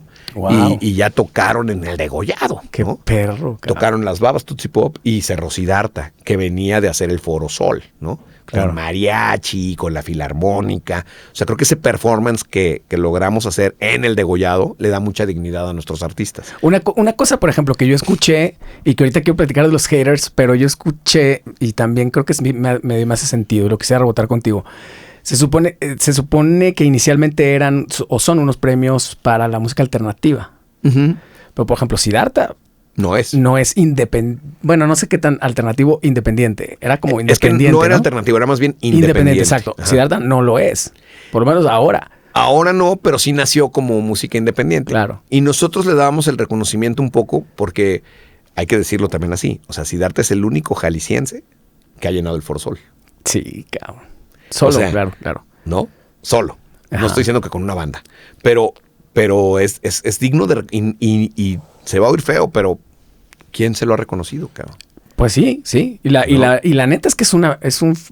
Como dijiste del gobierno, ese tipo de cosas se ven a los 10 años, a los 15 años. Como que tienes que tener esa distancia de ese bloque de tiempo para poderlo dimensionar. Exactamente. Para tener la dimensión histórica y poder decir, ay, cabrón, esto. Pero fíjate, a mí me dio mucho gusto. Después de la primera edición, me hablaron de Amprofón, me hablaron de Ocesa, me hablaron de un montón de lugares para decirme, queremos dar una categoría, danos chance de dar una categoría. Ah, qué perro. Y Lourdes muy atinadamente me dijo, no, güey, o sea, esto lo tenemos que seguir conservando de Jalisco para Jalisco, ¿no? Y se me hace súper atinado. O sea, porque si no al rato te haces ya los premios de la industria discográfica, ¿no? Es una cosa rara. Pero estos premios no los tiene la Ciudad de México, no los tiene Monterrey, güey. Exacto. O sea, realmente somos los únicos que estamos como premiando la escena local. Pues ojalá que sí sigan. Ojalá. ¿Quién sabe? A mí se me haría muy bueno porque de verdad... Digo, ya hay director de Jalisco. Es directora, sí, Gaby. Es una nueva directora. ¿Tienes buenas expectativas? Digo, que te haga esa pregunta a ti está cabrón, pero... Sí, no sé. Mira, yo le doy el beneficio de la duda. Con eso. ¿No? Que eso es importante. Y creo que hay un crew, o sea, creo que la gente que trabaja de base en Jalisco Radio y Jalisco TV es gente valiosísima. Entonces, si la saben dirigir, va a hacer cosas buenas. ¿Y qué tanto rasuraron a tu equipo? ¿Sarita ya no se quedó? Creo que no se va a quedar, Sara. Digo, no sé, pero creo que no se va a quedar. Sí, en realidad se fueron muchos. Ya no está Gumaro, ya no está Huicho, ya no está Jovito Panteras, ya no está el Volado Mene. Puta, no, pues sí le rasuraron, cabrón. Sí, se fue mucha banda. Sí, es triste porque luego en los proyectos gubernamentales pasa eso. Sí. Y habrá quien esté contento por eso y habrá quien esté triste, ¿no? Pero sí recibimos muchos mensajes en las redes de que, pues, qué mala onda que se iban ciertos programas. Ojalá los recuperen. Y si no, ojalá que hagan cosas más chidas que lo que hacemos nosotros, ¿no? Eso también estaría bueno. También hay secretario de Cultura, entonces deberían de retomar el proyecto. Tampoco sé cómo lo retomarían porque ciertamente nosotros estamos muy inmersos en la música. Entonces, eso no es fácil. Tienes que tener algún actor ahí que te ayude a recuperar como esa parte, porque no es fácil, ¿no? Sí. Pero bueno, al final se hizo. A mí, si no lo hace la Secretaría de Cultura, a mí me gustaría hacerlos. O sea, como retomar, ver de qué manera se puede, ¿no? Y ver si se siguen haciendo. Porque a mí sí me parece que pueden llegar a ser un referente nacional. Estaba volteando mucha gente, que eso es lo padre. Lo que te decía, Ocesa, etcétera, empiezan a voltear y dicen, a ver, pues, ¿quiénes son las Babas Tootsie Pop, güey? ¿Cómo que ganaron un premio? Ajá. ¿Por qué no están en el Vive Latino? Ajá. ¿No? Eso es lo y que seguramente es el inicio de un camino que los va a llevar ahí. Ojalá, ¿no? Oye, en el asunto de los haters, ¿te ha tocado mucho? Muchísimo. Yo platicaba con nuestro amigo en común, Álvaro Macías, y él le llama que son fans confundidos. No sé si tú compartes esa opinión. Fíjate que es un rollo medio loco porque sí, el hater tiene este rollo de que también sabe lo que estás haciendo constantemente, porque si no, no hay forma de criticar. Exacto. ¿No? Y te está viendo. Te sigue, claro. Sí, yo de repente me muero de risa porque, pues por ejemplo, yo ponía un tweet y de arriba el Atlas, ¿no? Que le voy al Atlas. Arriba el Atlas. Y inmediatamente abajo, esbirro del gobernador corrupto. Ojalá te mueras. Y yo acá, que arriba el Atlas. O sea, ¿en qué momento tiene que ver esas chingaderas con el Atlas, no? Pero bueno, al final también es reflejo de que estás haciendo. O sea, si no quieres que nadie te odie ni que nadie te tire mala onda, pues no hagas nada. Claro, ¿no? Totalmente. Entonces, sí va creciendo. Hubo un momento en mi vida que te voy a confesar y que eso no se lo he contado a nadie. Cuando estaba en Máxima y estaba RMX, Gonzalo estaba antes que yo. Y entonces lo que Gonzalo decía, pues me lo decían en las redes y luego yo llegaba y le contestaba y luego al siguiente día Gonzalo decía lo que yo le había dicho, una guerrita ahí, ¿no? Hubo un momento ahí que yo sí dije, a lo mejor estoy caduco ya para los medios. O sea, a lo mejor tengo más hate que amor. Ajá. Y me fui a Europa. Le pedí chance a don Pereda de irme 3 meses a Europa. Yo me quería ir 6. Me regresó a los 3. O sea, me dijo, no, regrésate, pues ya pinche estación se está cayendo. Pero tuve como un despertar espiritual allá. Me fui solo, solo con mi alma. Y de repente empecé a recibir un montón de mensajes de gente, pero un montón, güey. O sea, más de 100 mensajes así de, güey, te extrañamos, regresa, qué pedo, ¿no? Entonces ahí sí dije, no, bueno, la banda te sigue queriendo. O sea, este rollo del hate también tiene que ver con una cosa que me dijo Tito de Molotov un día. Me dijo, hacerle caso a un tweet es hacerle caso a un graffiti, güey.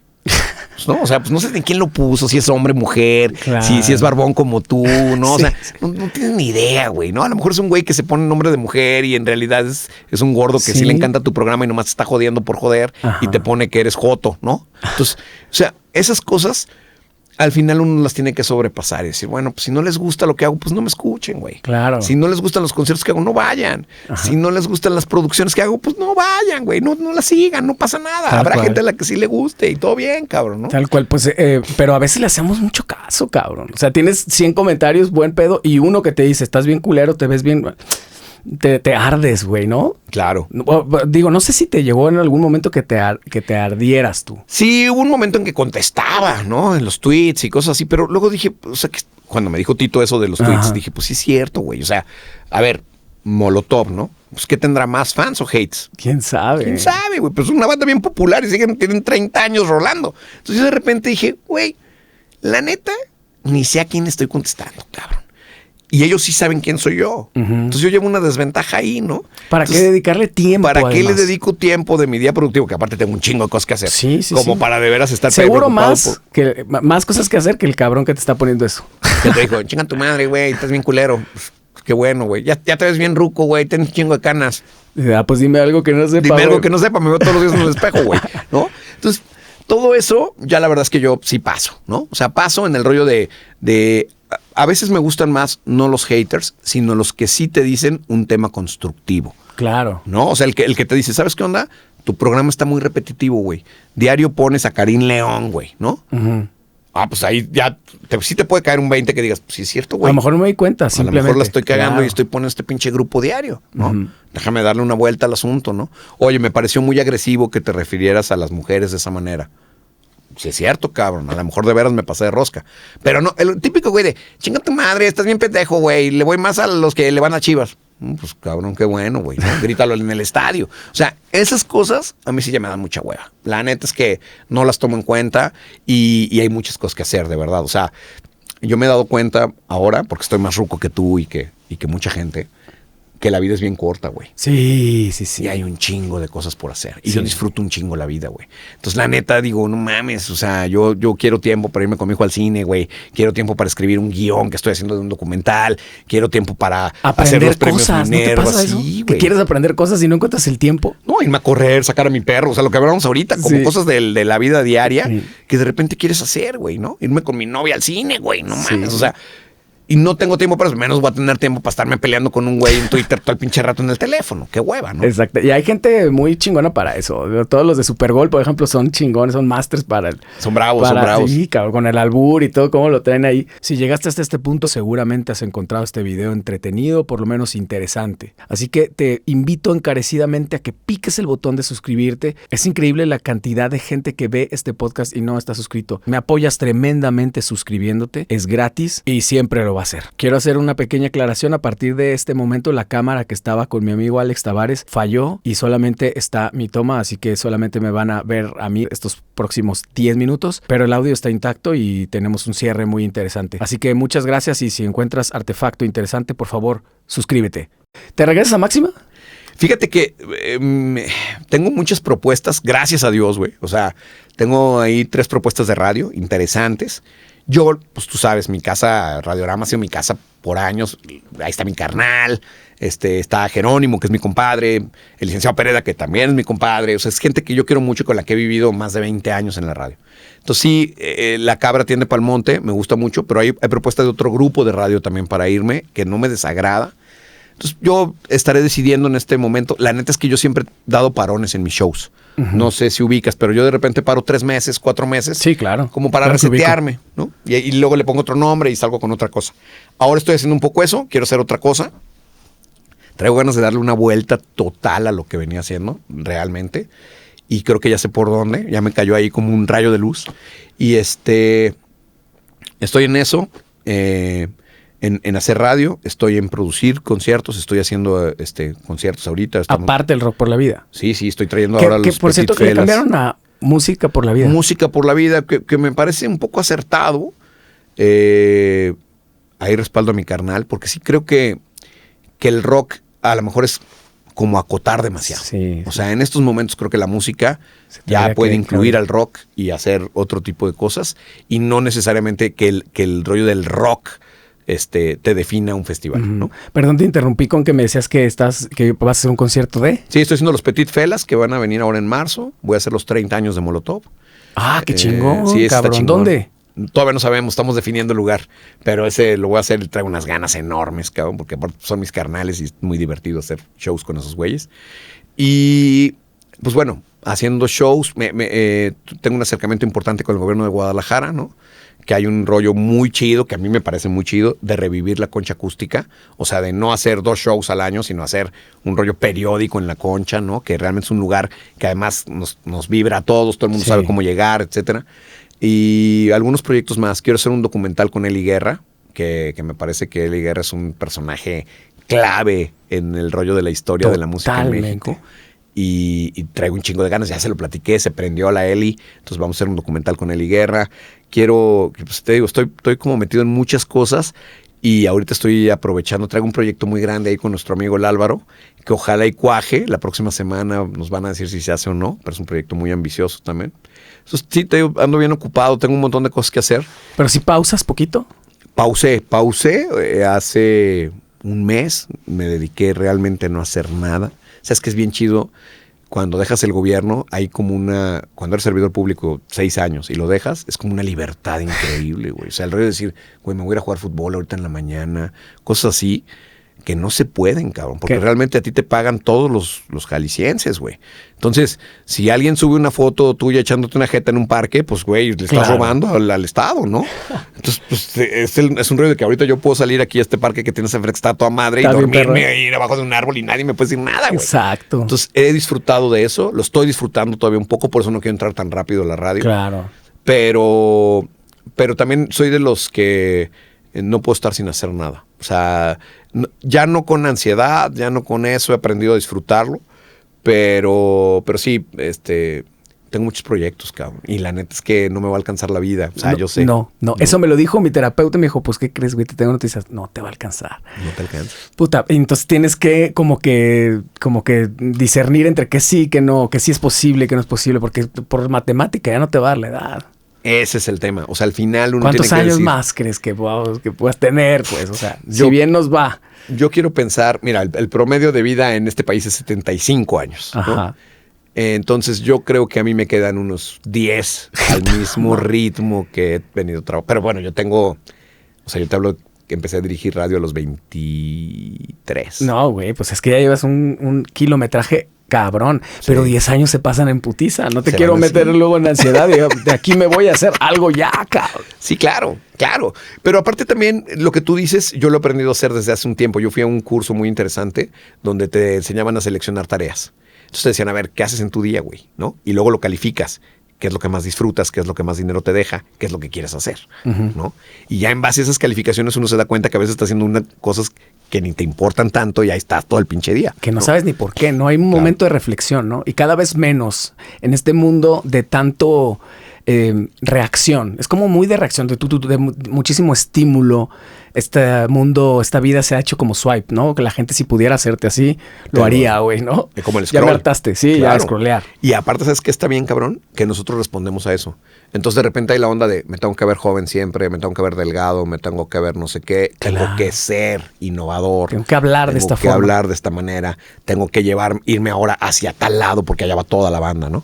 Yo he aprendido un poco como a, frena un poco, ve que realmente te gusta, para dónde quieres ir.